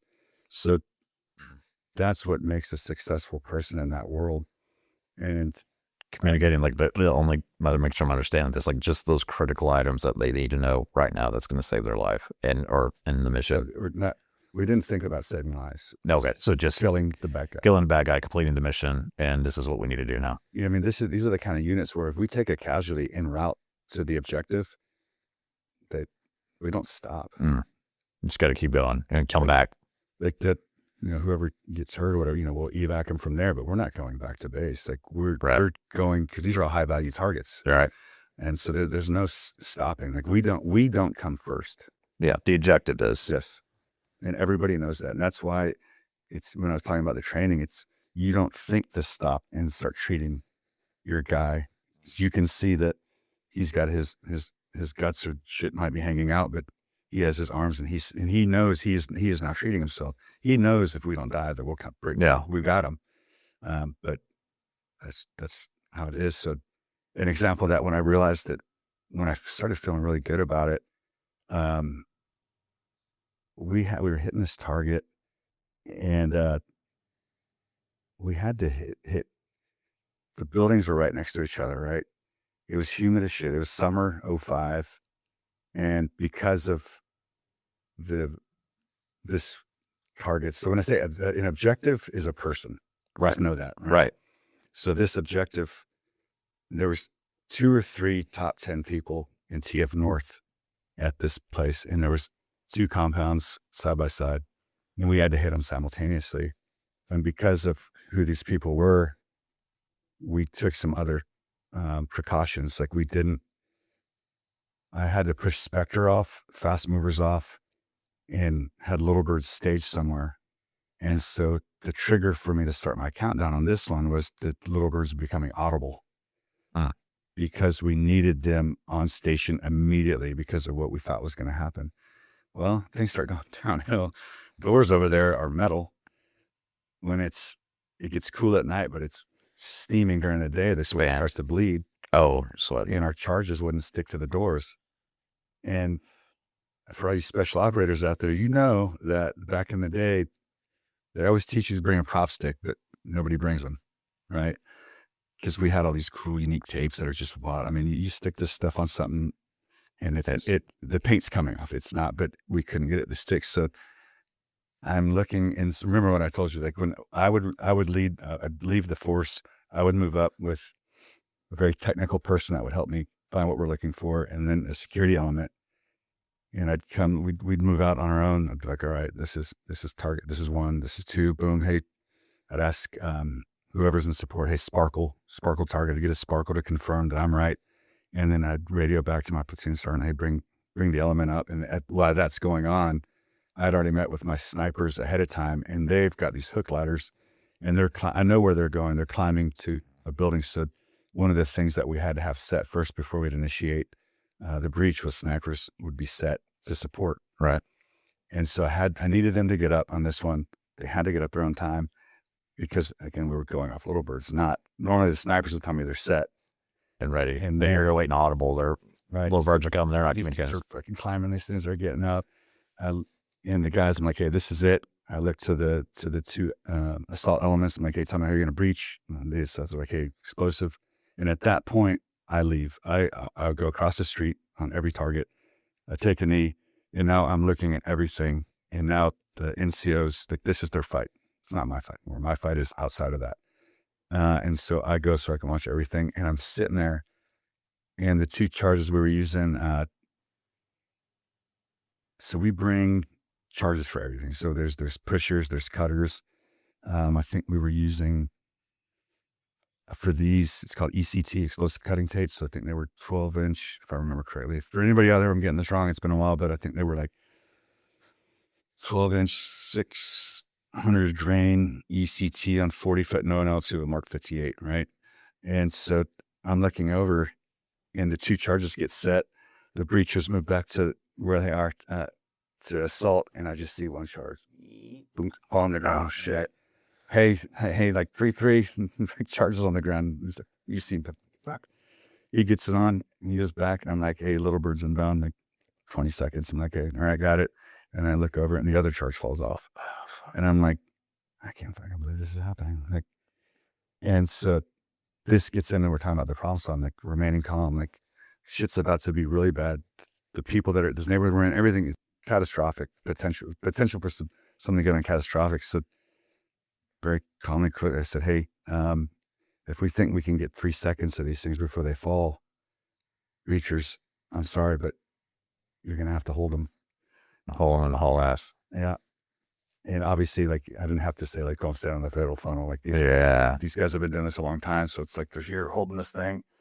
And as soon as we heard little birds, I was like, all right, boom, 5, 4. And they hauled ass, and it worked. It was beautiful. It was a perfectly executed raid. That's wild. But because there's no stopping, like, just because charges are flying, like, I can't radio them. Like, hey, we're having problems with the charges. Like, Yeah. like that's not how it works. That's crazy. I'm trying to think now, for each of these stories that we go through, and you talk about, you do leadership training, and I mean, there's got to be some similarities here, like you bring back to, I'm sure you do business coaching or whatever it may be. I'm guessing, I don't know. Starting like leadership keynotes. Just like keynote. Yeah. All these things I've learned, and we get at that later, but I see leadership differently because I've seen more than not, I saw a lack of leadership, even in the military. People, this war, because we were fighting, officers didn't have to be that good anymore. Right. Because they weren't having to outthink their peer. Right. So we got really lazy as officers, and people forgot how to be commanders. And to me, that was a travesty, because the guys deserve more than that. Yeah. And I was pretty disappointed as I grew up as an officer and took it serious. And I think I took it so serious because I cut my teeth so early in really bad things. And this is going to sound so cliche, but I was good at it. Like, sure. And so I just took it so serious, and I was so disappointed in a lot of the officer corps, for not being what we're supposed to be. Yeah. As officers. I think I'll wait. I have a question I want to bring back on the leadership. I'm going to wait till we get back into that, because I think it'll tie back. I was going to go down a hole, but I want to wait. No, I hear them all the time. You want. No. I think the timing would be better on that. And it's, on what I have, because it's a hindsight kind of look, and let's get through it. So this is we've kind of jumped 2009. So where do we go from here, I guess? So I get back from that. So after the 05 trip, I started experiencing really bad PTSD, and I was pissed because I loved my fucking job. I loved, like, I still bleed black and red, man. I loved Ranger Battalion, and I guess because it was my people. So I get back, and I couldn't get the sound of, like, because we were in so many, like, CQB gunfights. I mean, everything was CQB gunfight. I couldn't get this, like, at some point when we got back, because with the task force thing, it's not like a big, like, hey, we're going home. It's like, no, like, we hit our last target. I took my kit off, dropped it in a thing, and got on the airplane. And then you were home. And I was, 20. It's not like I was like a 35-year-old Delta operator who, I'm like young dude, like trying to figure out who the fuck I am. Sure. And so at some point I started, it was really quickly after we got back, I started, I'd be crying like on the way home from work. I couldn't get the sound of like the CQB, because, if you've ever seen people run through a house, like CQB house, and it's not a shooter unit, like special operations shooters, you just see people shooting like 2 shots, like bing, bing, bing, bing. That's not, dude. Like, you dump an entire mag, you you chase it to the ground. Yeah. Real, like, gunfights in close quarters is not just like 4 people shooting 2 rounds each. It's, we 2x2, and sometimes just 1x1. So it's 2 dudes dumping mags 30, so multiple 30 rounds. Right. And then I couldn't get the visions of, like, my guys laying all over the ground, the kids that would be like crying, and like the suffering you'd see, or even like the other people who died that maybe didn't need to, but they were rare. But back then nobody had PTSD, right? Like, that wasn't even a term, was it? It was. It was by that point. But when I mean nobody had PTSD, nobody where I worked had PTSD. Oh, nobody talked about that shit. Yeah, nobody wanted to leave their job. Yeah, that was an exit out. So I was like, well, you didn't know. Like, if I go get help, are they gonna, like, this? Yeah. If I can't do this with these guys, like, who the fuck am I? Like, and back then we were deploying every 5 months for 3.5 months. So it was like 3.5 gone, 5 home, 3.5 gone, 5 home. Right. So you're going back, and then the task force training cycles are extremely aggressive. So you get back, we get a couple of days off, and we immediately go into reverse cycle, and we start training up for airfield seizures. Then you have a little break from that, and then you ramp all the training back up, and we do rotoruing biolats. So then we're going the 160 we're hitting prisons in downtown Nashville and schools in this city and whatever. And I didn't want that to be gone. Yeah. So I just didn't tell anybody that all of a sudden I'm claustrophobic. I'm afraid of heights. Yeah. I fast rope on the targets. How can I be afraid of heights? And when you go back, sorry to interrupt, but yeah. You're coming on, you're experiencing PTSD, you're afraid of heights, but then you're going back and having to fast rope down, or have you not? Is that gone when you're back? Is it PTSD? I mean, is it disappear and you're back in the element, and it's like, this is who I am, and then it only resides back when you're home? Good question. So it got, like, it ramped up real severe. And then I was like, fuck you. Like, we're not doing this. Like, I don't care. But I didn't go into any kind of depressive state, which we'll get into later. It was just like these visceral things right in front of me. It wasn't any kind of, like, I'm losing my shit, like what happened to me later on when I guess the box got too full. So we went into the next train up, and everything got good. And then it got bad for a couple of days. So then I went Advon. That was Iraq 05. Went to Afghanistan March 06. And I went early to get everything ready for the guys. And for some reason, like, all of a sudden, like, I'm on an aircraft laying there like a dude, And all of a sudden, like, I think I'm dying. I didn't know what anxiety or panic attacks were. I had no clue what was going on. And I probably shit 20 times on the air. I'm throwing up and shitting, think I'm fucking dying. I'm like, what the fuck? Like, what is wrong with you? Like, Yeah. and it was, well, I mean, I had to like hide it and still do my job, like all the coordination, everybody. While I'm like, people would be like, are you okay? I'm like sweating everywhere, I'm dying. And as soon as my dudes got off the bird, everything went away and it was good. Like, no problems. It was the strangest thing. Yeah. And I mean, and that trip, we killed the same people. We weren't going out. Afghanistan, you don't go out every night, because back then in 2006, there wasn't a lot of things in Afghanistan. And even for task force, we had a SEAL Team 6 troop and 2 Ranger platoons. So we owned the entire country. So when Owen was asking, oh, have you been here or here? I'm like, well, I've assaulted all over the entire country, but I don't know the battle space per se, because I would just come land in somebody's AO, assault, get back on, and leave. We'd go back.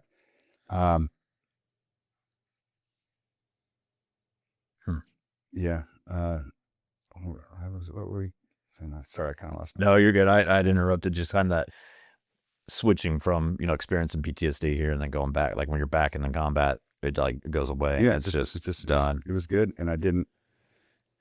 And so for, you said you're on the carrier, you go and you're experiencing that, and so you had to hide it. On the sun from bird over there. Yeah, over there. Yeah, yeah. You were hiding it from, so people weren't. Everyone, you don't want to get called out. Like, hey, something's going on with this guy. Because nobody at work talked about it. Right. Yeah. You'd hear, like, I remember walking in that chow hall once, and we had just like, it was odd because task force will oftentimes live on big bases, because we have to be next to our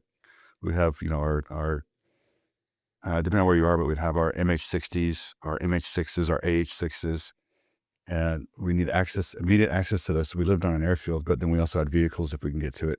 So we had to be in a place where we can be logistically supported. And so you're sharing chow hall and stuff with people who, I don't know what they do. Like, and I remember walking to chow hall, and we just got done. Like, I mean, we weren't killed everybody. I don't know how many people we killed. And you're sitting there and you're like, oh, damn, that was pretty wild. And there's a guy behind me. They were probably mechanics or something. I don't know. And he's like, man, when I get home, I'm going to claim this PTSD. I'm getting the fuck out of here. And I'm thinking, like, what do you do? Like, not even claiming PTSD. Like, yeah. It just didn't. No reason I said, like, so you've heard of PTSD, but nobody in any unit that I had ever worked with at that point had ever talked about PTSD. And I'd been with, at that point. So now at that time, I'd worked with the SAS. I'd worked with B3 from Delta, and then Blue Squadron at ST6, plus all my Ranger guys. And like, but now, like, hindsight being 2020, there was a lot of PTSD going on. Sure, it was happening, but no one was talking about it. No, because like we loved what you were doing. Like, and it's a deal with the devil, because you're going out and doing these things to people, and it's not right. And ultimately, like, I have no problem killing people if it's for, like, the means justify the ends, if it's righteous. And that's where the problems I started having is, I was like, well, we shouldn't even. Is it righteous? Yeah. Right. And that's where things for me really fell apart later on. Do you think leadership, they had to have known? Complete lapse of leadership. I'm sorry? Complete lapse. Yeah. Lapse of leadership. Yes. I mean, at the 06 and above level. Across the Army and Marine Corps. Just blatant ignorance to that side of it, or was it intentional? No, I don't think there's any malice, right? Like, everybody in the military, you have a mission, and most people, like, I'd say almost everybody, they believe in their mission, they want to accomplish their mission. Mm-hmm. But I don't even like calling this a war, because I think that's a discredit to like what our forefathers went through in World War II and Vietnam, the things that they went through, right? But we went through some bad things in the last 20 years, some catastrophic things, Yeah. How many friends do we have? Seeing families without their kids, hundreds of thousands of civilians over their dead. So like, the reason I say like 06, like, being in special operations, you're not on a cycle with like the big military. And so you will happen to be there, like, when there's this big Army unit or Marines, and then they roll out and these guys are here, and you see the difference in them.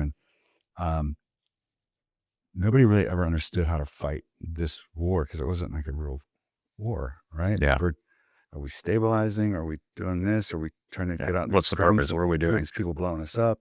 So when these regiments are brigades would cycle in, like their out briefs would be like,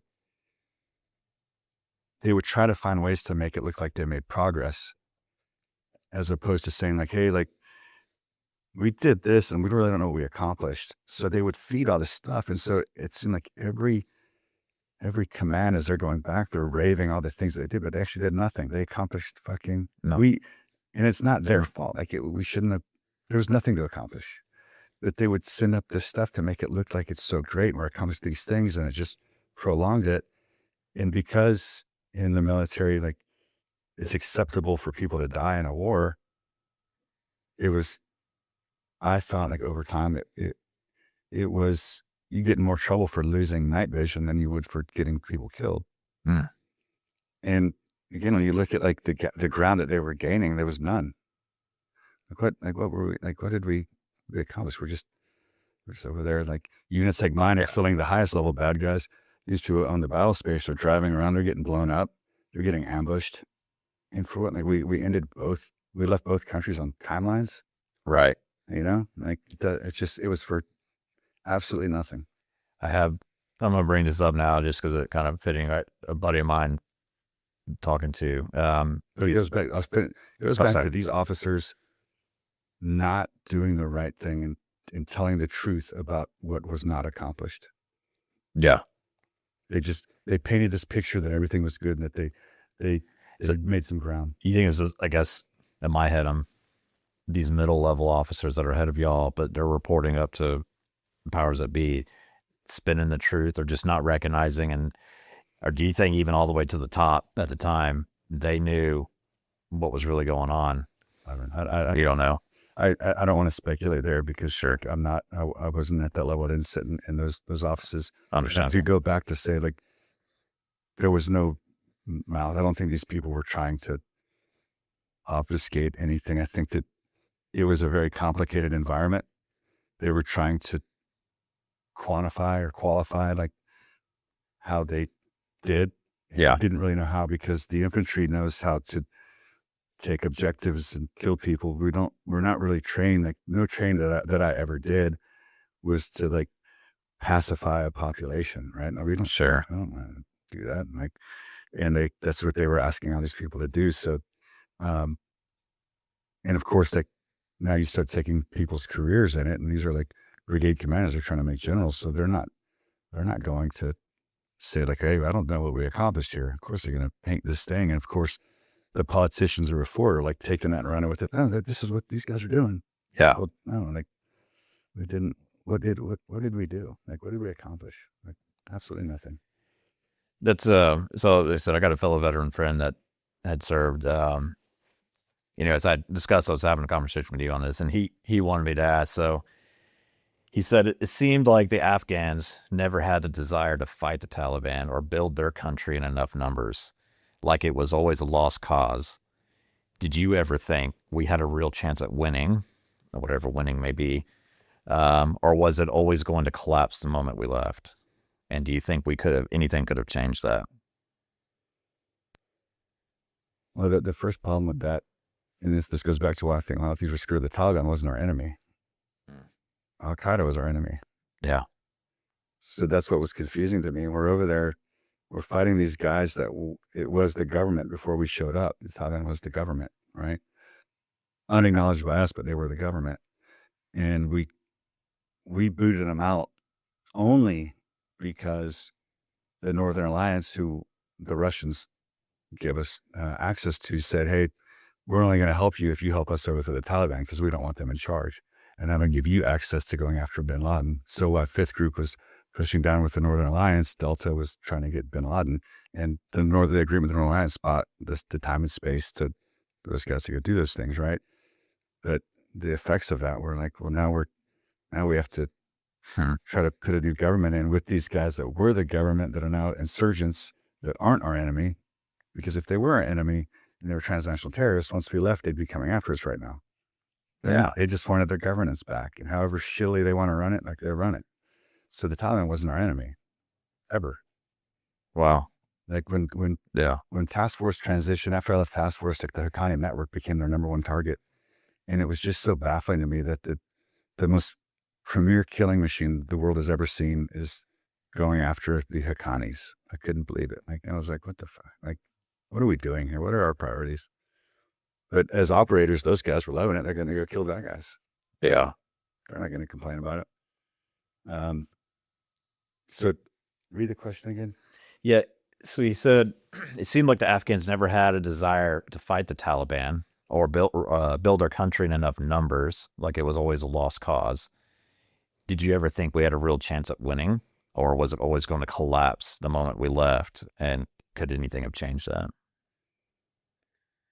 Yeah, we'd have to get to when we would have had to be much more draconian. We would have had to say, screw the Durand line, which is, Pakistan, Afghanistan, because with a porous border, you can't win. And Pakistan was not letting us into Moman and all those provinces where the Afghan Taliban and everybody was just going across the border and then coming back. The Pakistani border guards were allowing them to go back and forth, seemingly to attack us and back.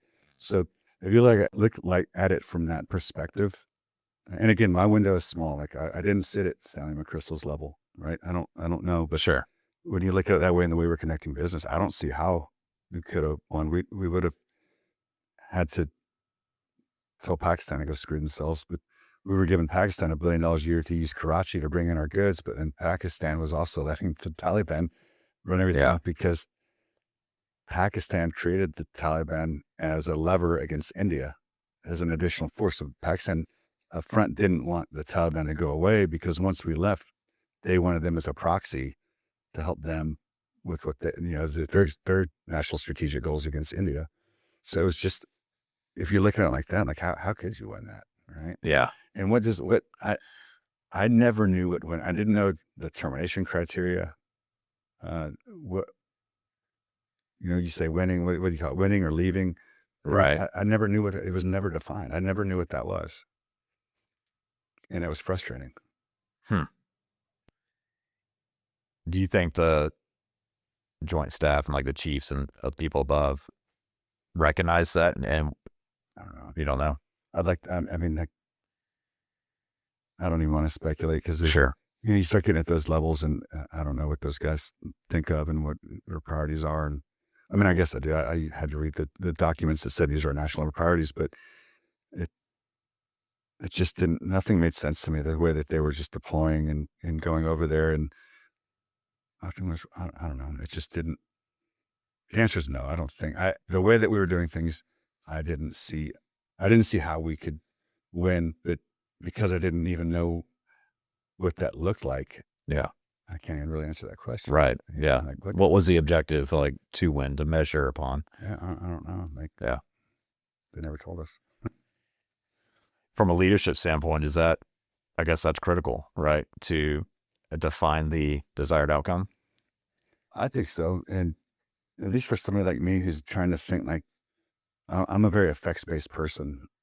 And so you can look at it one of two ways. If you're a guy, like when I first got to Ranger Battalion, I was just happy doing I couldn't believe I was a Ranger Battalion. I was a national level assaulter doing these things. Like, I didn't care. And then I get to SF and start deploying over there, and I'm not doing those missions anymore. It's the SF mission, I think, is more difficult than the task force mission. Certainly not as sexy, not as fun, not as high end, but more difficult because you are out in a battle space, or you have to do these things, plus go get bad guys, and it's just 12 of you. You have to make connection with people. You have to trust, like, these guys are going to fight with you and all those things. So when I got to SF, that's when it really started hitting me. Like, I don't know, like, what are we doing here? And that's what I got into geopolitics because of that. And still, like, that's like my nerdy thing. Sure. Is like being into geopolitics, because geopolitics really explains to you at a structural level, like, what's going on and why we do. And so then when I got into that, in our team house in Afghanistan, I created a board just so my guys and I could at least have an idea of, like, what's going on and why are things happening, to help us kind of just understand, like, what's going on. And I think it did more harm to me overall. I was going to ask, like, once you realize the reasoning, and if you disagreed with that reasoning for the why, and kind of going back to, I think one of your, operating your commander's intent is non-negotiable, I guess at what point, even as a leader, if your leadership is, you disagree with it, and the why and the how, at what point is there a time to debug the system, or is that the exit? Is that when you need to exit, whatever that is? And that, that just depends on who you are, right? Sure. Like Bo Bergdorf, like he was just going to walk across base because he disagreed with what's going on. And he ended up in Pakistan for a couple of years. Yeah. For me, like I was still mature enough and disciplined enough to know, like, this is just how the world works. So there was a side of me that wanted to know, like, the big picture and all those things I just talked about. But then there was like the operator side of me that was like, hey, give me my task and purpose. What effects we need to achieve, and let's go do it. Yeah, just get it done. Mm-hmm. Where do you want to go from here on your serving side? I know we kind of took a little tangent on a little bit here. I guess your medals and Purple Heart and stuff, are those attributed to particular events? Yeah, that was our Ranger Battalion. That one, it was Tel Afar, 05.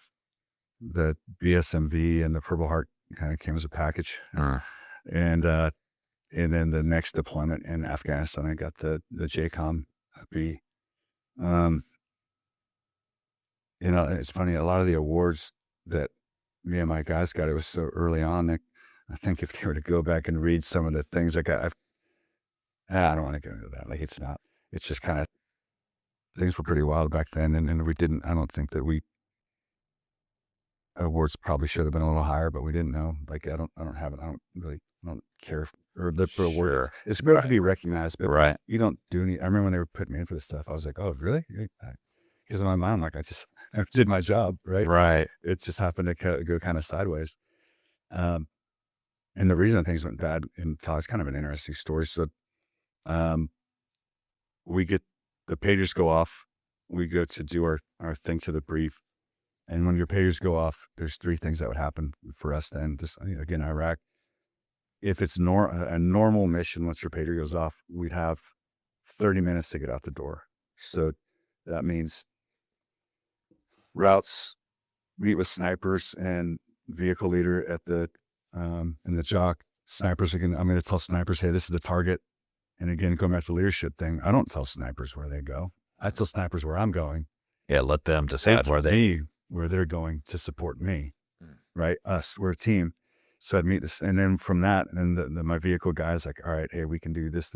I'm like, all right, Glenn, I want to dismount here. I want a VDO here, da-da-da-da-da. So that was that. And then we'd have 30 minutes. We'd get our GRGs, our imagery, and do a very quick brief and go. Then there was GRG and go, meaning like we have to go. Pagers go off. You're just getting your kit, harness the vehicle. Some dude is making your imagery, just hand it to you as you go. And then it was just go. And the HPW and me, the thing, I'm the only guy because I'm on a laptop that knows anything about what we're doing. And it's more complicated than it sounds because you have to be such a well-oiled machine to be able to do something like that. Everybody has to know their job. But for that Tel Afar one, it was a GRG and go. We hauled ass out there, met up with an SF unit. Actually, the company that I ended up going to later on, my company, NSF, they were with 3rd ACR. So if you remember McMaster, he was Trump's first national security advisor or something. Okay. HR McMaster, I think his name. He was the regimental commander, real smart guy. So let me back up. So in 2004, when Fallujah clocked off with the Marines, that used to be the main supply route from Syria into Baghdad, bringing all these things in. So it was like Ramadi, Fallujah, something like that. I never worked down there, but is what happened that the Marine commander wouldn't let us prosecute our high value targets because they said that they can do it. Well, they couldn't get them. And those guys squirted to Mosul and they created that same supply route just north. And now it went through Tel Afar, Mosul, then down to Baghdad. So we got to Mosul that summer, and Mosul used to be kind of a sleepy trip, and it clocked off. And so McMaster had Tel Afar, the first stop that they'd go through, and is what he did. He was a counterinsurgency expert. So he walled off the city just earthenworked it, bulldozed it, set up a tent city, and basically said, hey, look, and I'm paraphrasing, like I wasn't in that unit, but hey, anybody left here after Friday is an enemy combatant. For those of you who aren't, we've got a nice little tent city down the road for you, right? And so I remember driving up and the strikers look, and you just see this massive tent city. I'm like, I wonder what that is. And then we drive to the SFDs and they tell us what it is. And their snipers give them my snipers imagery. And they're like, man, you guys shouldn't go in there. And I'm like, I'm not trying to freaking show. It's like, this is what we do. And they're like, all right, well, good luck. And I'm like, okay, thanks. And we drive in, and it's not a big city. We drive in to the first target, and we were one of the first JSOC units to have strikers, and they're crazy quiet. And so we roll in, hit the first target, smoke a couple guys, and I get a follow on like 400 meters away. And I'm like, hey, are we sure we want to do this? Like, everybody knows we're here now. Yeah. I'm like, nope. I'm like, all right, that's what we did. So I didn't think anything of it. So we go to the next one. I do the same thing. Like, I'm walking up, spark target, got it. Hey, here it is. Bring it to the element. And remember, we had done JSOC unit coordinations, right? Good guys knew we were there. And I had my little birds go sit down at a base over here just so they can get their bags refuel. I didn't need them just yet to push Spectre back off. And we moved. We couldn't get vehicles down this. It was a really narrow alleyway. And so we weren't going to have support once we went live, at least for a little bit. And we get to the breach. I was locking the breach down for the lead element. And he's like, hey, I'm going to have to explosively breach it. I'm like, all right, I have the door. So I was locking it down. And then he turned to get the charge ready. And I just, like, both my radios just start going like wild. Like, hey, movers, it's just people are talking everywhere. You got movers everywhere. I'm like, what? And like right then, like the door, like I'm like kind of off to the side, the door like kind of creaks open, and I hear two people talking, and I can't see anybody because it's just cracked. And I mean, I should have shot, but like, I don't know who's behind that door. Sure. It could be a kid, whoever. And so once that happened, I just, the reason it happened, what I left out, we're sitting there, he's prepping his charge, and two Kiowa warriors, they saw us walking. Nobody told them when we did a JSOC coordination, we're there. They thought it was like this big enemy movement. So they go do a low fly over us, right over the target, I remember looking up, saw two Kiowas, and I'm like, oh, fuck. And that's when everything went ballistic. And that's when the door through popped, and I just went, hey, we're compromised over both radios. We just have to get in. And so the lead assault element, they weren't the first to the door because there were charges in their hand. So immediately the second assault element, without like even just haul ass, and like I'm sitting here, and Mike runs and just like goes to the door, and his dudes are right behind him, and I was the sixth guy through the door. And at that point, it was just like we probably ate 15 grenades. You don't know where anybody was. Like every rooftop was filling us in. Little birds couldn't even get in to help us. Spectre was just trying to tell us when people are coming to support from. You'd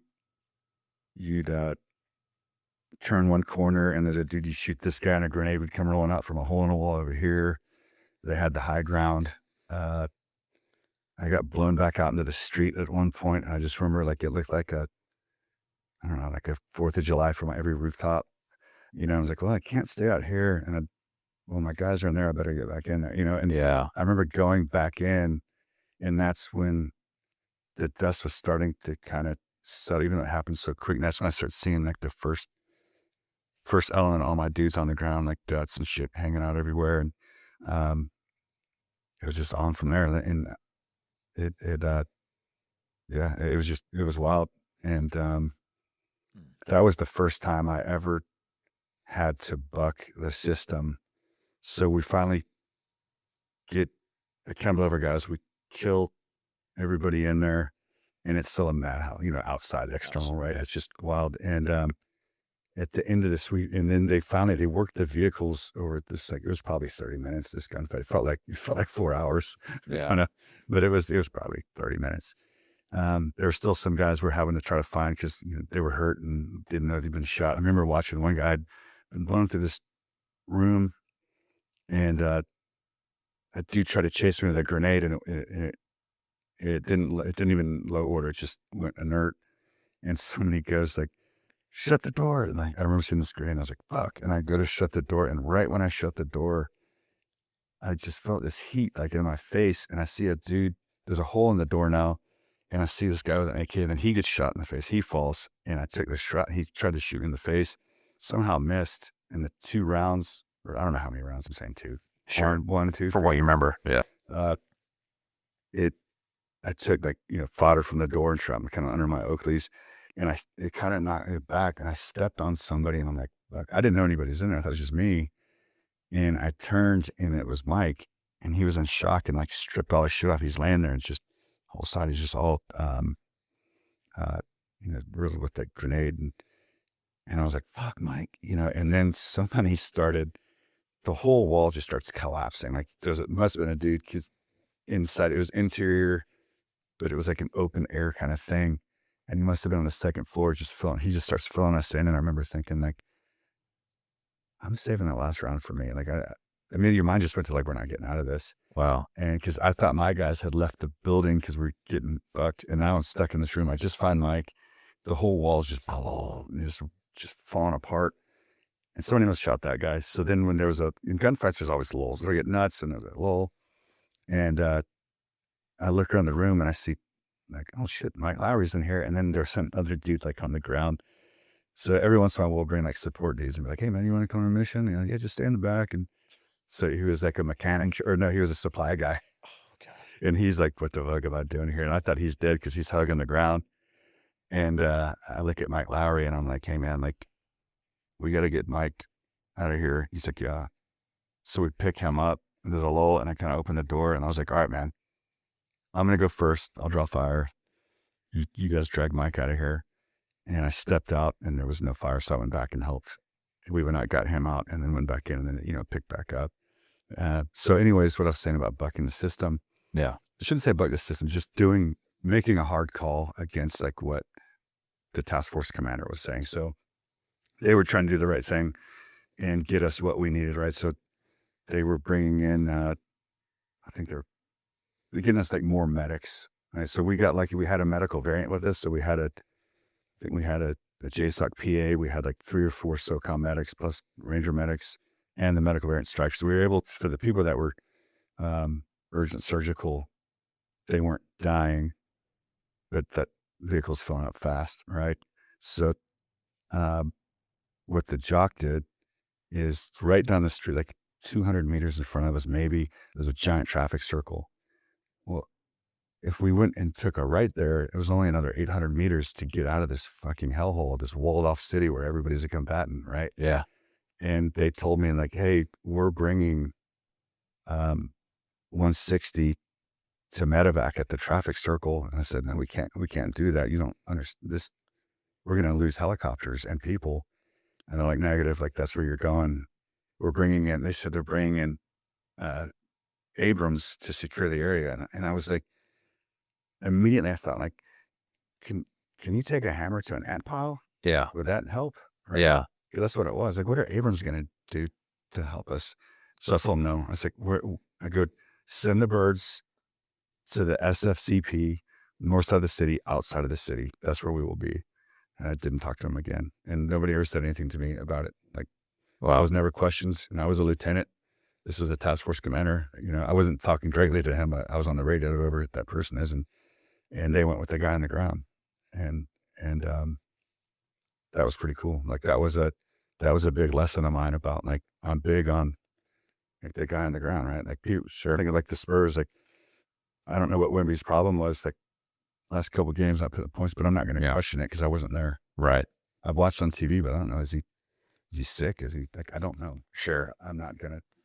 You got to trust. Disappointed we lost. Right. You got to trust that that's the guy there is doing Yes. and making the call that he feels is the most accurate thing to do. Yep. And it worked out. We were able to get up, and we didn't. Minimal security once we left that city. If we had gone to the traffic circle, I mean, who knows? Like, I mean, But another Black Hawk down. I mean, it would have been bad. I mean, like the stuff that I had agency guys on a bird of us. I had the little bird dudes inspecting the stuff they were feeding to us. I mean, it was pretty wild. It was a lot going on. So, and it also gave us the time. So when we got out there and we're getting guys on the birds, I was helping run that objective. So we sat and waited. We gave it like, I don't know, like 10 minutes, 5 minutes, I don't know, but we just let all these bad dudes flood into the structure, as many as we thought would go in, and then we dumped a bunch of 500-pounders on it, and like 28 105 rounds from Spectre, and 3 or 4 500-pounders, and leveled everything, waited till I ran in and killed everybody. Fuck. Yeah. And then it did some, that was just one. And we'd been gunfighting all day. Like we had been in a gunfight, a big one in Mosul earlier that day. It was pretty gnarly. But again, unless guys are getting shot, if that's all you train for, it's exciting, right? Yeah. It's the stuff afterwards. Again, like talking about killing people. Like I don't take that lightly. I don't like to glorify the things that we did to do these things. Yeah. Like I'm proud that I was a special operator. And like I said, I'd do it again, but it does weigh heavy on you if you have faith and you care about humanity, right? Yeah. What at the special forces level there, I mean, as a leader, what does it take that most people never see? I think some of like the things I've talked about, like the problem solving stuff, like discipline, because you see people, we get to walk around beers. I didn't, when I got to SF, like there'd be deployments where I was wearing BDUs, which weren't even in our system anymore. I didn't have rank or name tapes. And people will take advantage of that in our community and think that that's a pass to like not think you have to still be a soldier because other people aren't going to question things. So they'll use it to do stupid stuff. Whereas I looked at it like, I'm still a soldier, right? I still am in this chain of command thing, but I do these things and dress like this, look like this for a mission, not because I'm cool to take advantage of anything. Yeah. Right. The system. And I think that's one of the most difficult parts of special operations, especially if you get a group of guys that there's a couple of them in there that want to do stupid shit because they're smart people. Yeah. And they're very capable, and they're going to challenge you. I only had to deal with that once with a team sergeant that ended up getting fired. But otherwise, like I didn't really have any issues with that. But it's the problem solving. It's the discipline, like having the discipline to still know that you're a soldier.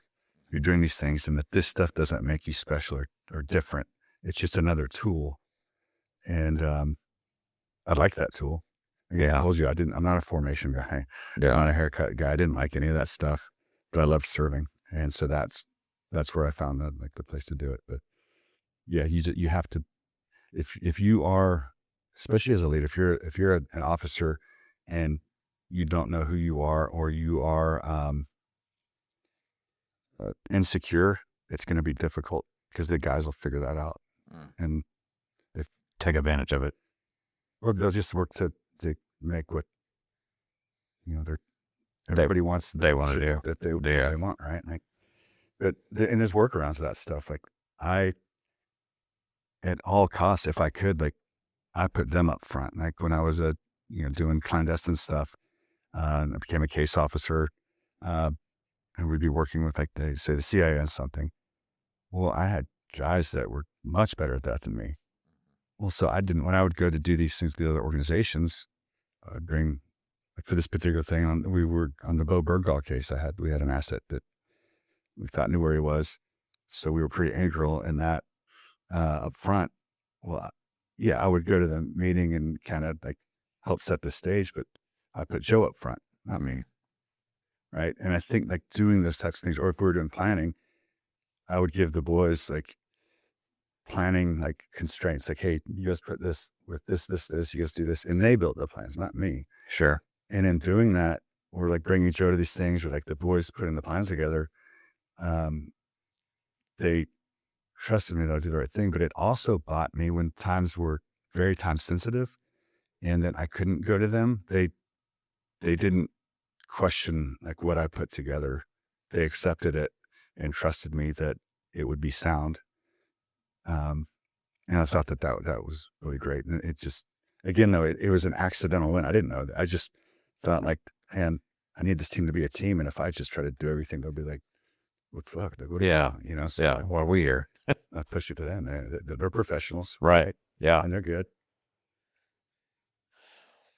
I want to move on eventually to, getting out and that side. But before we do, what during this time military, while you're still active, is there anything else that you think is important to highlight?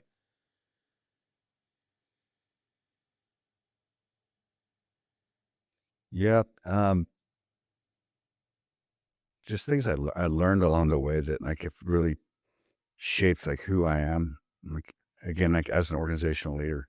One of the things that really stuck out to me up front, like when I was at the 101st, like on Wednesdays, we would do like a company meeting. So it'd be like platoon sergeant, PL, company commander, first sergeant, all this in there. And it seemed like it was the same thing. It was awful. The company commander would just talk, didn't want to hear what any of us said. He's just putting out his information, important stuff we needed to hear.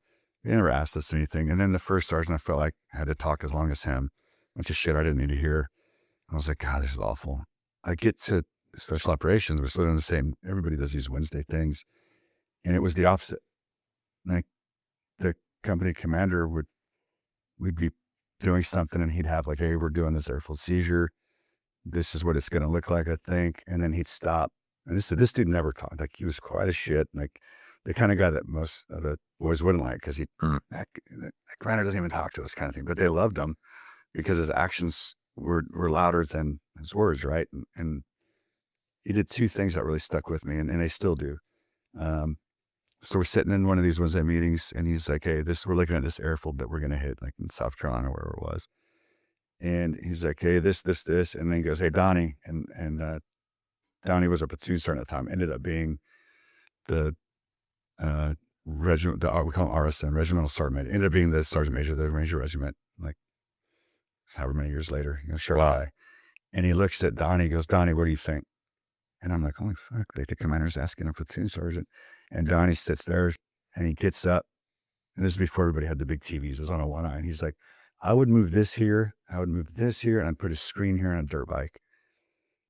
And he's sitting there and he goes, and he looks like the training room and he goes, make it happen.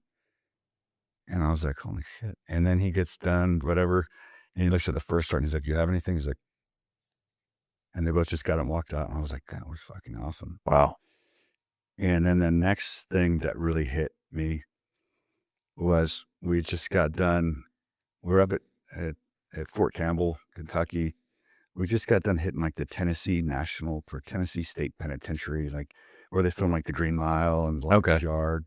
So it was a retired prison, but it was like, I was sitting in the door of like a MH-60, all blacked out and like trying to, it was like what night was it?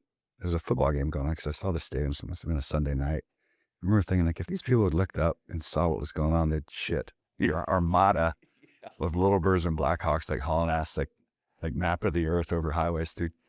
And so we get back, it's like, then we had some follow-ons. It's like 3 a.m, we're doing this giant after-action review with all like the colored commanders and everybody's there.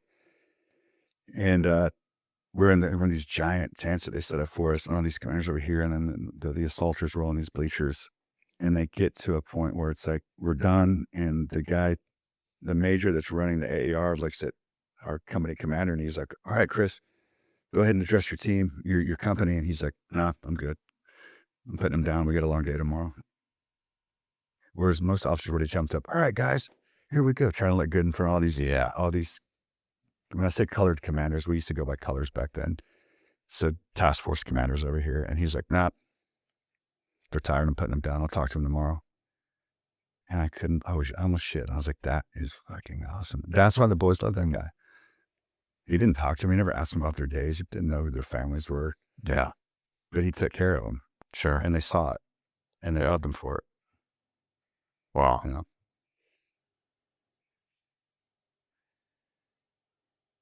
Getting out.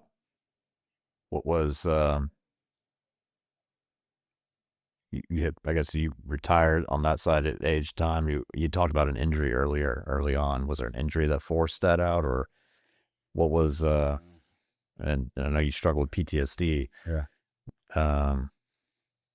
Yeah, it was Kinda walking. like, so the, as they say, like the colloquial term, like your mind is like a box, and like what happens with a lot of these guys and I can only speak for the operator side, because when I go through all these things on these problems, they talk like you special operators, like, right. So I don't know how it goes for everybody else, and sure, our minds are the same, right? So I'm sure it's similar, but um, you just box all this stuff up and box it up. You don't want to say anything. You don't go get help, and eventually the box overflows, and that's when these guys kill themselves, and that's when things trip.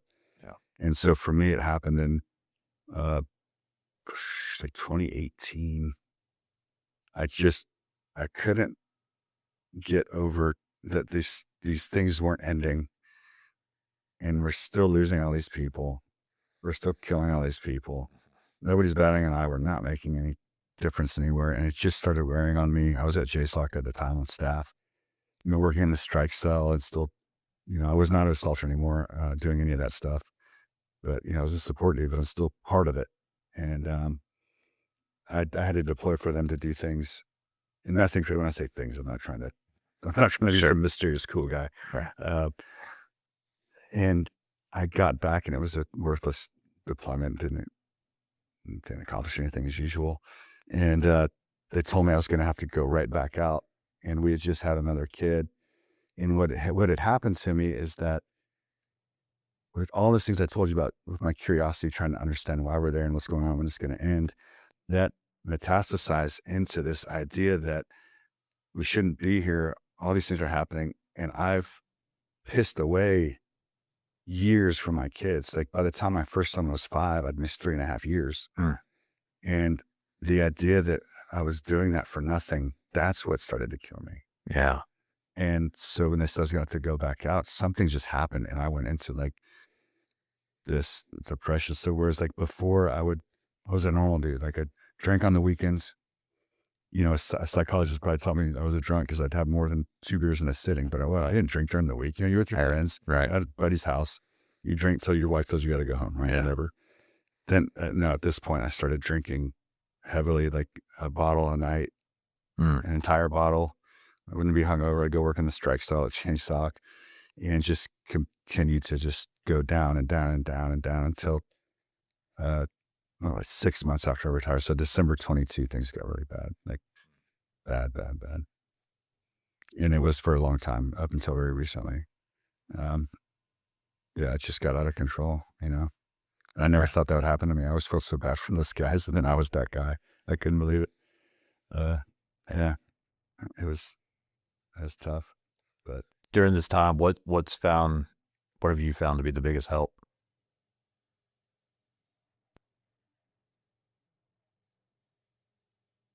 I never found that really. I think I didn't kill myself because of my faith in God. Did I want to go to heaven? When you're at that level, you're not thinking, because my wife was like, you have kids and you don't, like, that's not even a thing anymore. Like, things are so bad for you, and you don't think you're going to get out of it. And I mean, we're talking like, there's no way to explain when you're at that level where these guys that are killing themselves. When you're at that point, there's absolutely no way to explain like what's going inside your head. And the worst part is that inside of your head, you're still sane inside. So you're seeing yourself fall apart. Yeah. You're not just like going crazy and you don't see it. Yeah. Like inside, you're still that, but you can't control you just can't. It's the word. It's just the most, it's an alternate reality. It's just insane, like insane. And thinking, if that goes on for a while and you start thinking like, this is the rest of my life, that's why they kill themselves. Wow. You can't do that for the rest of your life. How do you feel now?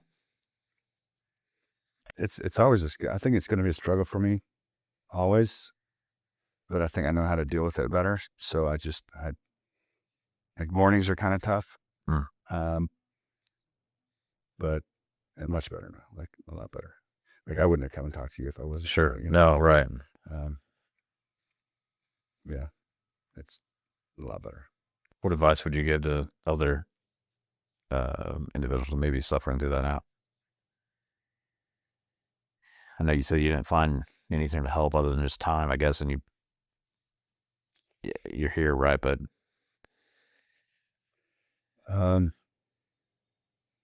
it's tough, man, because everybody stings. We all see things so differently, and it's all so unique. These problems. I don't know what I would tell. I think I would power on. just find, like, you have to. I mean, I was always searching for something to help me, but I had some issues where, like, that were beyond, like, I couldn't travel. Like, so there were places that wanted to take me in. Like, I think, what's his name? Tom.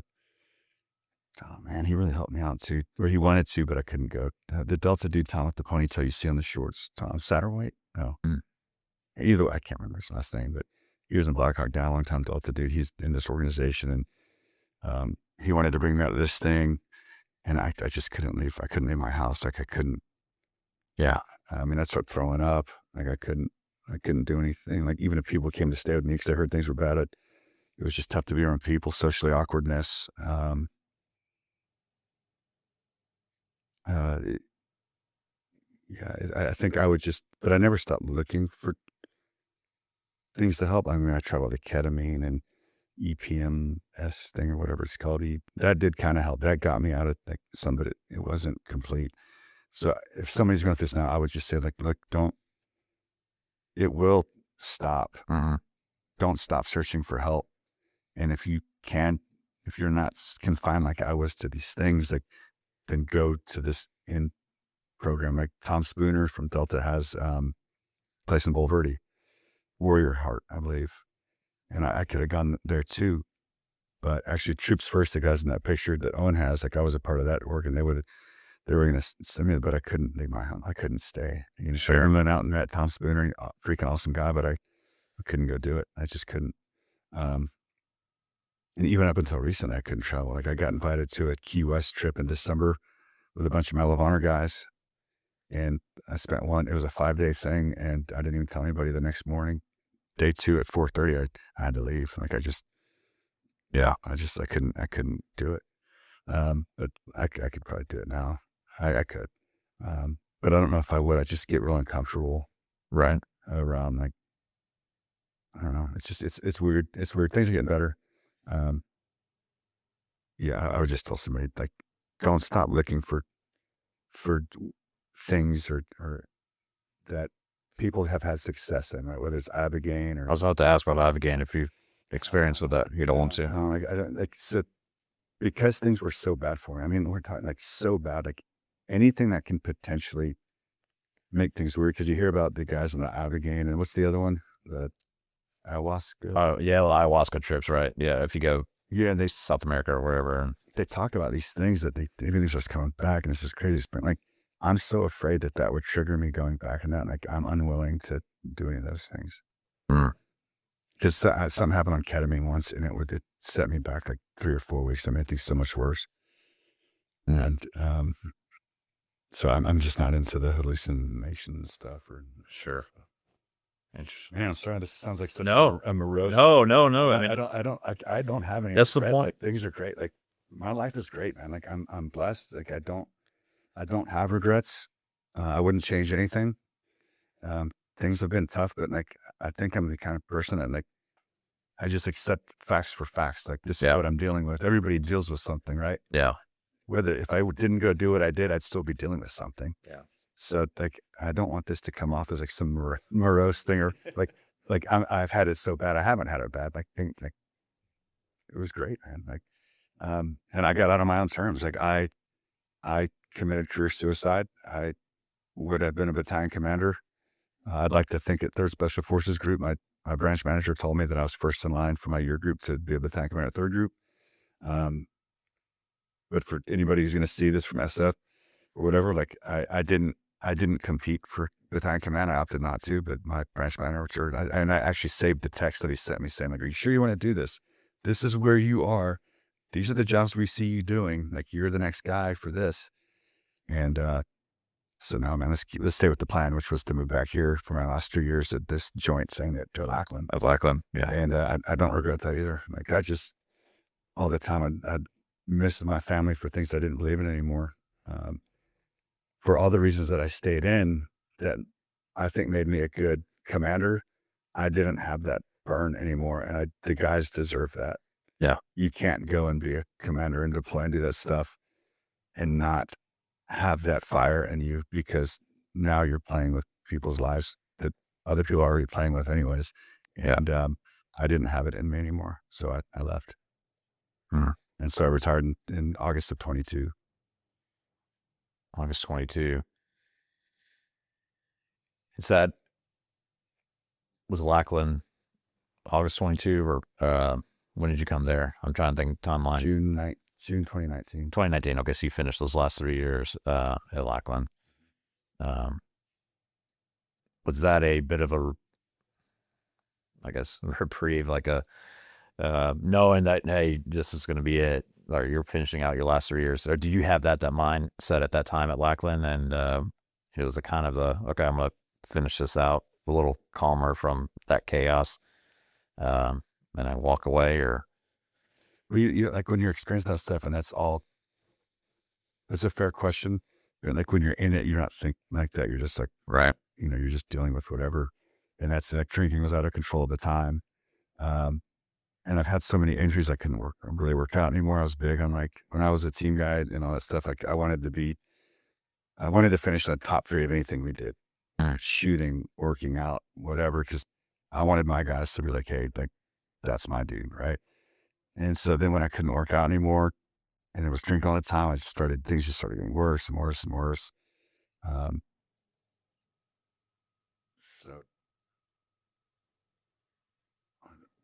what was I trying to say here? I'm sorry. No, you're good. I was kind of relating, go to Lackland, right? And you're oh yes, 2019. Yes, so it's kind of like, I knew I was getting out. You were getting out after Yes. that. You knew that, okay, I'm gonna finish up here and this will be it. Well, even before I left JSOC, so there's like an unwritten thing, like if you're a staff guy and you're like a person who's doing well and they want you to be a battalion commander at some point, maybe beyond, and like say SF sends you to JSOC and you're not like a JSOC guy, there's like an unwritten rule that they're still going to take care of you paper-wise so that you're going to be competitive. Even though you're not like a Delta or ST6 guy, they'll still make sure that you get paperwork. So I was still continuing to get excellent evals, but once I decided I was not staying in, my last year at JSOC, I went to the boss and was like, hey, like, don't top block me anymore.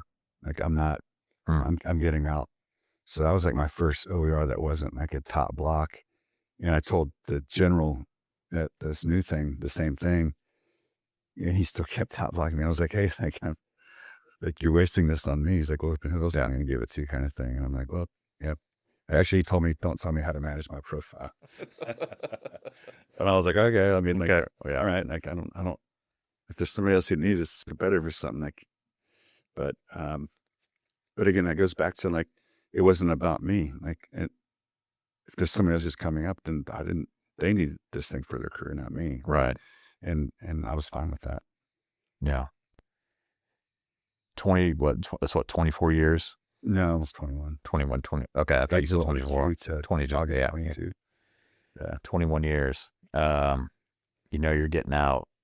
I don't know, like from just LinkedIn, but seeing that stuff with the car wash and then USA, and kind of we'll get there. But what was your plan? Did you have a plan at that? Because you kind of early on in your career, you're talking about you kind of just lived, I was going to be whatever. Did you have a plan now of, you're getting out, what were you wanting to do? Yeah. So that's when I applied to McCombs business school. And got in there. I wanted to be an entrepreneur. I want to start, make a business, right? I didn't know what, so I like the franchise models because it's something that's set, right? Yeah. And because I'm not money motivated, I'm more like an adventure and excitement kind of thing. I didn't care that there's a 4% charge. You got to send back to, and he said, all you business people out there, you'd be like, oh God, you're crazy. Yeah, but I don't care. Like, money's nice. I'd like to have money, but that's not what drives me. So I didn't care. Okay, 4% back, but for something that's going to work and my family, we can do well. Yeah. So it came down to either logistics, pizza, or car wash, because I set some parameters that I want to look for, like does well in a recession, and I'd whittle it down to car washes. And so went to business school at McCombs, and then built a team here for the guys I went to high school with, a guy named Kevin Moses, who still lives here. He's one of the owners of Big State Electric, and Greg Hodges, who was also a Boerne guy. He's up in Dallas. He was our finance guy. And we bought 3 franchises, and it took about 2 years to get it right, to find like the lot we wanted to dig on, because location has to be everything. And as soon, I mean, we get it. We paid like $1.4 million for this thing in Eagle Pass, do all the platting, rezoning. Now we're about to dig. And the effects of COVID caught us. Wow. And our partner, the builder, was like, hey, we can't do this. Like, it's the Supply chain side of it was all of it. Just went from a $6.6 million build to a 9.9 almost overnight. And the performance just fell. Like, we went to breaking even. yeah, And they're like, so we can go through this if you guys want, because we have a deal, but 30% increase. Like it. it's like, I can't do that. Yeah. And so we were both sides thought it was equitable. That came with saying that's we shouldn't. And we were able to sell that property with increase in price based on what we put into it, and we were able to get our money back. Okay. So, and that's why I had to go to USAA, because I'm like, holy shit, I need a job. Yeah. And Back to square one. I need a job. yeah. And like the last thing I ever wanted to do was go to a big company like that. And I'm not against those companies, right? Yeah. But remember, like, I wasn't a big Army person either. Like, I don't have anything against that stuff, but people want to do it. And I wish I had that desire. I just didn't. And so when I had to go to USA, I was just like, oh my God, I'm going like, but I don't want, but this is a great company. Things will go well. And I just thought I'd do the next 20 years there. And it was the most toxic environment, the worst professional place I've ever worked by far. The utter lack of leadership. And it's even affected how, like, I do leadership, POC leadership. I have this thing now where there's no such thing as bad leadership. There's horrible bosses, and then there's leaders. The leaders are the bosses that have figured it out. Everybody else is just a horrible boss, shitty boss. You're not a leader. Wow. And I developed that idea in the last year and a half, because I've never seen such a lack of leadership or care for the team, the people under them. Utter disregard. Yeah. And again, I don't think there was malice. They didn't know that they're like, but I worked in AI. Like, these people are smart computer people that, because of our historical or legacy corporate structures, well, the people who are good are the ones who move up. But now, and again, like, this is me thinking through stuff, but now that data and tech is so big, right? Yeah. That those are the people now, instead of like the 80s jocks being like the guys who are running everything. Yeah. It's these computer people. Guess what they don't want to do? Lead people. Guess what they've never done? Well, Lead people. lead Yeah. people. They want to, Yeah. they want to do their thing, right? And so they were just, it was the most absurd, awful environment I've ever been a part of. Because that's such a fast-paced environment. Like, what AI has done now, like, there used to be a 5-year software cycle. So it'd be like 6 months. Hey, what are we going to do? Let's get this in, implement house new software, use it for 5 years. It's gone. Well, AI has wrapped that up. It's like under 6 months. Well, no companies are set up to cycle through every 6 months. So if you're in like the data AI stuff, data governance, all that, like, it's balls to the wall for those people, because everything's changing so rapidly. Yep. And so because these people they didn't play team sports, they didn't learn leadership, is all they're doing is trying to communicate to their bosses. They're not talking to the people below them. Nobody knows what's going on. Complete lack of prioritization or commander's intent. Nothing. It's the most absurd. Sure. The chief of staff and the dude I work for wouldn't even talk to me. Like, he wouldn't talk to me. But everybody else is coming to me like, hey, you're the chief of staff. I'm like, I don't know. Like, I don't know if you don't talk to me. Like, and I've been a chief of staff for it. It was the oddest. It was terrible. So I recently left a couple of weeks ago, like 3 weeks ago, to focus on Range 101. Yeah. And it's the best professional decision I ever made. Losing that money too, for like, to live off what we make for retirement and disability, is completely fine. And it's Sure. I again, like, if I were money motivated, I'd stuck through it because Yeah. money was good, but it's not worth it. I mean, it sounds like, and I don't know if this is coincidental. You had the same issue as leadership, what you thought with the military, right? In a sense, and I don't know if, or maybe I'm not trying to put words in your mouth, but correct me if I'm wrong, of sorts of like, leadership didn't know what the fuck's going on. Is that the same? Are you seeing mirrored stuff? And the only reason I say that is because USA is obviously a huge military company. They're not now. Like, that's the thing. I didn't see military. I didn't feel that. Really? No, absolutely not. Absolutely not. Interesting. No, they didn't. Like, it looks like it when you're in there. There's military stuff everywhere, but And it seems like this is what they ran on. I mean, that's their history. Initially, yes, but they're not. But to be fair to them, if when like the CEO for sitting here, he would say, "Yeah, we are," and I'd say, "Well, you don't hire military people. You're not putting military people in leadership positions, and you're paying for it because all these people that you're elevating don't take care of their people, and therefore you have no clue how good you can be, even though they're showing positive returns." Yeah. How much better could it be if you had the right people in there? So you don't need the best AI guy to be your SVP of AI. You need a really smart guy that gets it with a really smart AI people under him where he's making sure the shit's happening. Yeah. Put this really smart AI guy up there, like he's trying to do everything himself. He's locking himself in a room and you don't know what's going on. It's wrong people. Something's going to have to change because those people can't run our economy. Yeah. They're not the right people. Yeah. I get that. I would agree with you. So I've experienced it, man. Like, yeah, I've never even thought about that. Like, oh, Zuckerberg and this, Zuckerberg's fucking later. Yeah. Like these guys, like intelligent people, and they've done crazy things, but that doesn't mean they're fit to lead teams. Here's something to think about. The guys developing AI are painting this picture of AI is going to do all this crazy shit. When in history has the person who invented something been able to prognosticate what this thing is actually going to do once it's used? Because they're not the end user. Right. There's going to be some kind of leveling thing. When Elon is saying, oh, there's going to be universal pay because nobody's going to need jobs. Well, bullshit. Because you're not going to stop drug habits. You're not going to stop gambling. So they're still going to be poor. You give them all this money, they're going to waste it. They're going to be poor. They're going to live on the streets. Yeah. These people are going to invest it. Haves, have nots. It's still going to happen. You can't. So there is going to be some type of leveling system at some point. When there will be pain. I can't see when or how, but like the people building AI is all they're looking at is like the capabilities it's going to have. They can't tell you like this is how it's going to be used because things will come into play that level things out. Yeah. It's got to happen. Yeah. It will. Range 101. Let's talk about that. Yeah.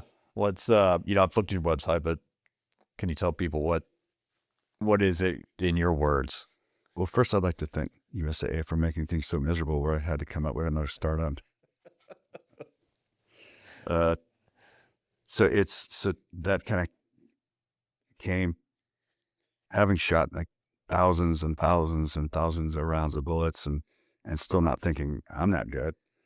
And now with the idea, I moved back here and I'm seeing all these people buy guns, or I'm working with people who say, hey, like first time I've ever got to work with women. I've never worked with women before as peers.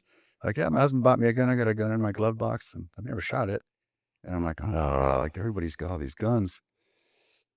And then I don't want to be in a theater getting shot in the head because somebody's like, doesn't know what they're doing. So it really, and because of the things I did, I got to get some really unique, cool shooting things and done some cool stuff. I was like, well, I can try to, maybe I can educate people, teach people these things, right? And I ran it by an investor, a guy actually I knew, he's my partner now.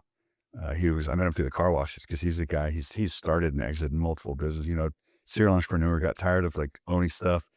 So parlayed that into being like a franchise expert. So companies would bring him on as like an EVP. So he would take their, like Tommy's Car Wash, like their whole franchise thing. He did that. He did stuff for World Jam. And so he and I stayed in touch. He's a great guy and great kids. And, well, they're older, but just great family. And he hit me. He was like, hey man, I'm going to do one last thing. And there's some mentoring I did for his oldest son who just left 2nd Ranger Battalion, is now in law school. And he's like, you've taken care of my family. We've been friends. I want to take you with me on this last thing.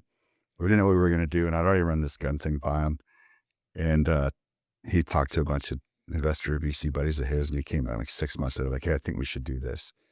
But there has to be fun, and there has to be more than just training. It has to be a thing, right?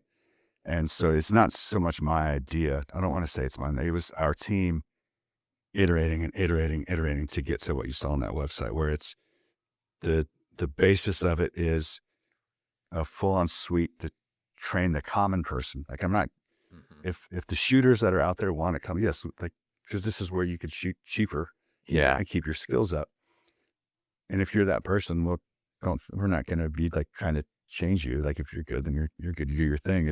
It's the housewives and the everyday guy that he may be a hunter and he has pistols, but he knows in the back of his mind he doesn't. That's me. I mean, it's right. And it was me before I joined the Army. I hunted my ass off. Yeah.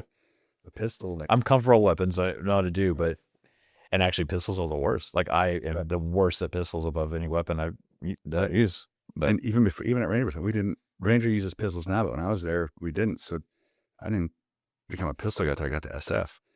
And so we've just teased it out to where it's a recurring revenue model, membership based. And so we have Range 101, where it's a very progressive, from foundational, draw, shoot, target transition. So the next phase would be shooting and moving kind of stuff, then going to concealed, then going to, barriers, walls, and then into scenarios. So this whole thing would take months and months to get through. But to keep people coming back and having fun, we have a thing within it calling the Shoot House, which is like competition play, right? So if you're a member of Range 101, you can ostensibly come and just go, instead of going to a training one day, you can go shoot in the Shoot House. We have lanes. We're going to have lanes set up, and a guy running it, and you get on leaderboards, times, all that. But for these people who are shooters or cops or whatever, they could just be a member for a lesser fee of the Shoot House, and just come do that. Wow. And they can stay fresh. And yep. And what I'm hoping is for the guys, like, let's just use you as an example. I am a guy, I know guns, I have pistols. Because when I talk to buddies, they're like, yeah, man, I'd love to take my wife and kids. I'm like, what about you? I'm like, well, guess what? My wives that are coming to this are going to start out shooting. There's these guys that just have guns and they hunt, because it's a completely different skill set, right? So, and that will hopefully drive people in. So in addition to those two things, then we'll have, space is a commodity, right? For training, like whether it's law enforcement, military, whatever. So these are going to be like 12,000, 15,000 square foot facilities. So we'll have law enforcement contracts, where we can set up the whole space, so then they can come in before, work hours or whatever, their space, set it up however they want, and they can run through and do their drills.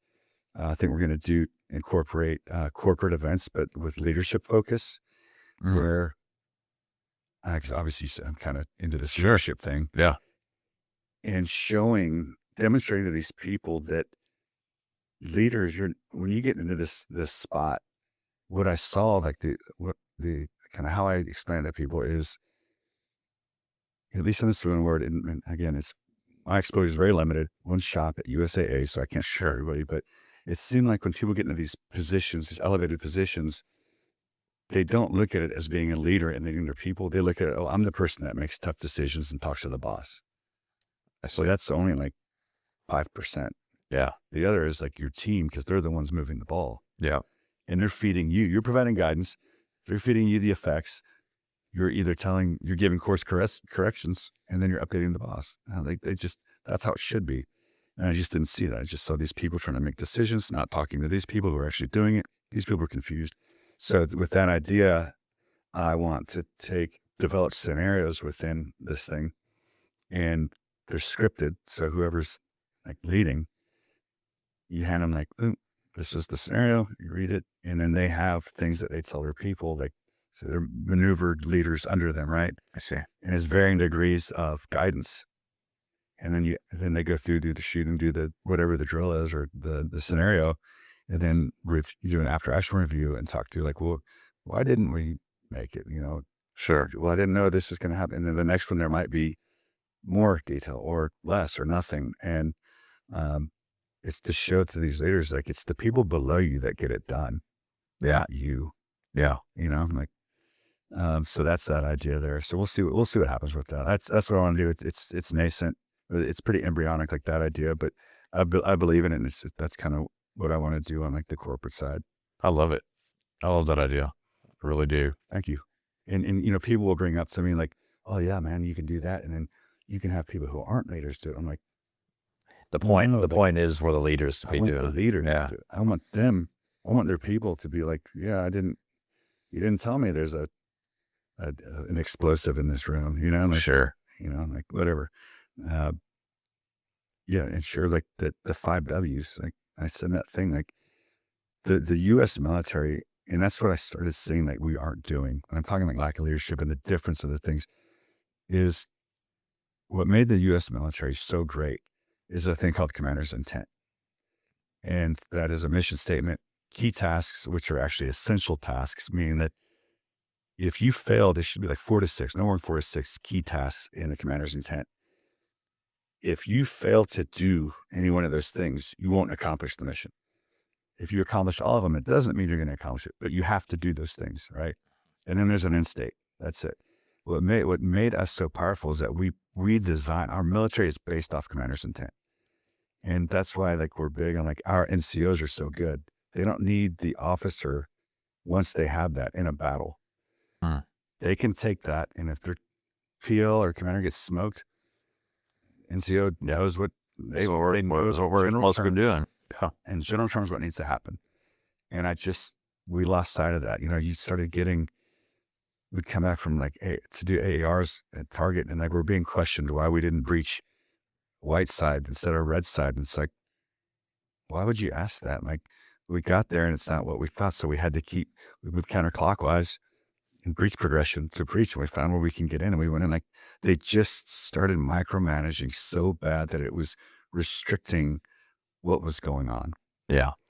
And like I wouldn't want my kids to join the military right now. Yeah.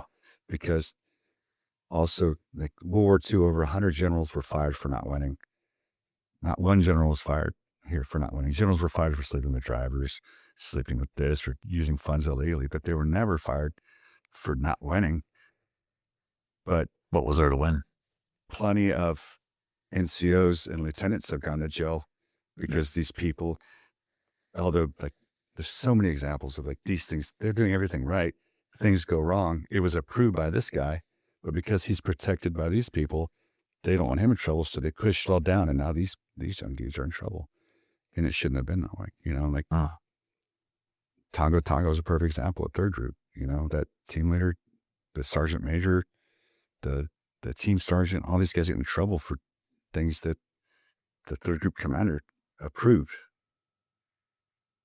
you know, like, but these guys are in trouble. Like it's just, it didn't make sense to me. And like, because of that, and because I was distrustful over time of how these leaders on the ground are being treated, like I admit online, like how can I raise my kids to be extremely patriotic, but not join the military? Because they're probably going to want to do the shit that I did. One, I don't want them to do that to other people, see those things, unless, you know, we have no choice. And there's World War II again. And I don't trust that the powers that be are going to rightly take care of these people. Guys. Yeah. And it's got to be rough. I mean, as we started going back on your family history, I mean, on that side, and this is where our government got and the system. And there's great generals out there. There's great people out there. But when you look at this, like, why wasn't anybody being held accountable for not winning? Why weren't people coming back in time and like, hey, for 20 years you've been saying this, this, and this, and we're not seeing it. Like, or 10 years into it, right? It just didn't happen. I don't know. It's sad. So range 1-on-1, where's it at in its cycle? So we are, the initial plan, we wanted to be open by into September, into Q3 this year. Here, the first one, or the first 3 we're doing at the same time. In Boerne or San Antonio? Yeah. So we're chasing the data. Like it's got to be, there's certain things that we're looking for that make an area good, right? Whether it's like population density, median income, So, lines of communication, et cetera, et cetera. Excuse me. We're doing San Antonio first simply because I'm here. This would maybe be a top 10 city looking at the data. I think Collins County and Plano would be number one. Okay. Right. Spot in Fort Worth would be 2. Like the Raleigh, Cary areas, like 3, Tampa, Charlotte, Houston, maybe Vegas. Those are other places that we plan to go to if things continue to progress well. So we put an offer in on a building here a couple weeks ago off Days of Allah, and we're waiting to hear back. So Nice. We'll see.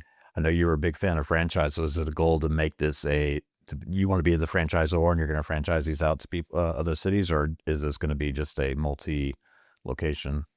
So we're going to, because of the expertise that my partner has in doing this stuff for so long, we're going to follow more the Chick-fil-A model. Okay. Which is we own it. So now we choose every location, right? Yeah. Where it goes, But on the Chick-fil-A deal, for the GMs, we'll still call them owner operators. We haven't said like this is the percentage, but let's say it's like they get 20% of that business. So they'll own like 20%. Sure. We own that 80. But y'all are fronting the cost, y'all are fronting the build out and the program and all They the. don't have to go find $1 million. Yeah. There's going to have to be something like Chick-fil-A. I think you have to come with like 50 grand because you need skin in the game. Yeah. So there'll be something, but we're targeting people like, so Ranger Battalion, SEALs, SF, MARSOC. We want those guys to be the GMs. And let's face it, military dudes aren't making millions. So No. Yeah. I mean, I'm excited about it. Like something to this degree with what we want to do hasn't necessarily been done. There's other things out there that are great. They seem a little bit more offensive. Everything that we're doing is strictly defense, even though, like, for those of you listening, hey, I get it. Like, tactics are tactics. Once it's on, it's on.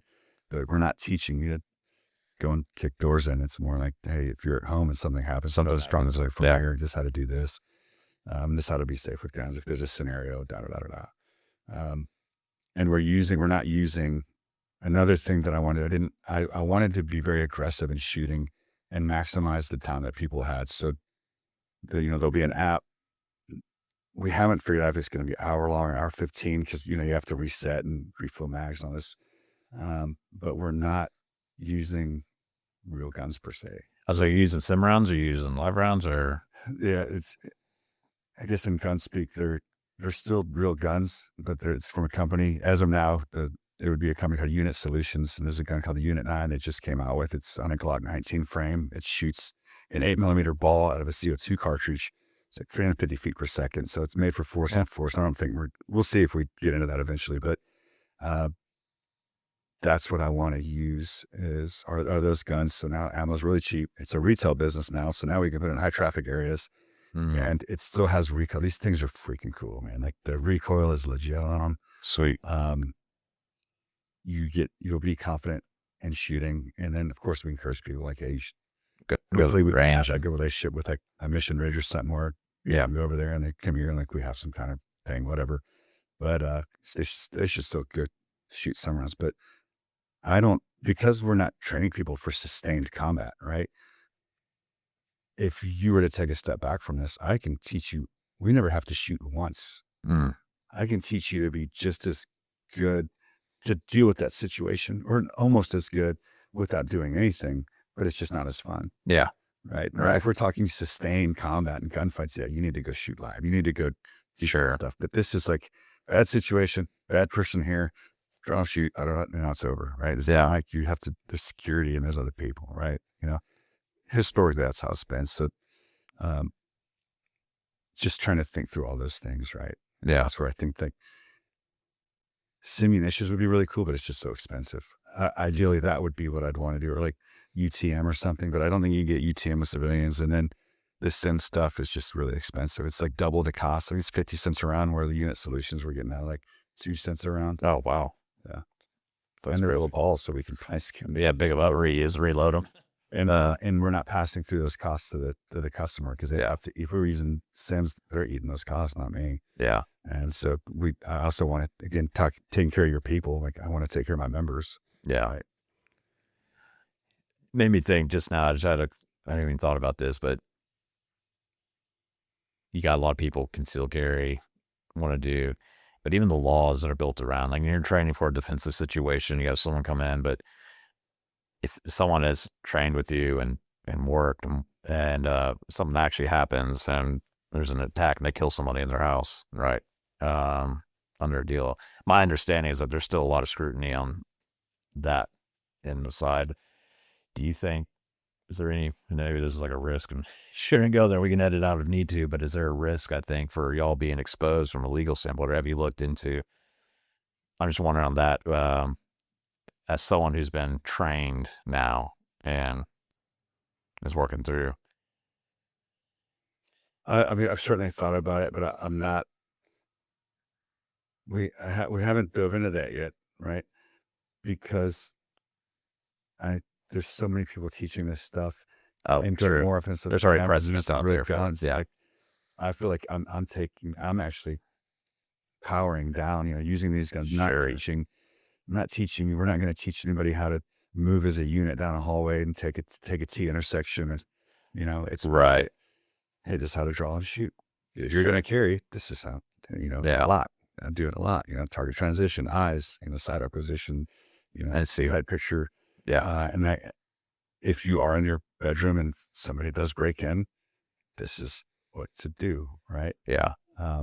It's funny. I had I would say it's funny. It's actually sad, I would say. This was years, probably over a decade ago. Situation in our house, and it wasn't a situation, but it could have been. And middle of the night, it's probably 3 a.m. and I had an alarm system on the house, whatever, it was set. 3 a.m. alarm goes off. It's breaking out. And my wife had said, hey, she's waking me up, trying to wake me up. And I'm like, you're in the middle of REM sleep, like deep. And hey, what kind of problems you have with $1 million? Like, and I heard the alarm and it's gone. And I thought, I'm like reaching over, that was my phone. I'm like, that's like, dang it, what time is it? Like trying to get up. But I was so incoherent and just got up. I mean, I carry a weapon by my bedside. I got, protect safe deal. I got Mossberg shotgun deal. It's set, ready to go. Not one to chamber. Like in the head, like, oh, I think I'm prepared, right? And if that was a real situation, the alarm is going off. I went out. I just like stumbled downstairs in complete confusion because I was in the middle of dead sleep in the middle of the night. And had that actually been a situation, I'm unprepared completely. And so I don't know. For me, I'm like, well, shit, how do I train for that? Like to, maybe because I've experienced that, and if it happens ever again, end up being the door when we got picked up one night, the back door wasn't completely shut. It blew it open, right, and caused the alarm to go off. Yeah, but yeah, that is just. And like honestly, like people want to jump to the tactics or like what to do, right? But like the first thing that comes to my mind is like, what have you told your kids when they hear that? Yeah. What are they doing? Right. Yeah. The first thing that comes to my mind, like as part of something like this, would be like instructions for your kids that you've already talked to. Like they're not coming out to investigate it either.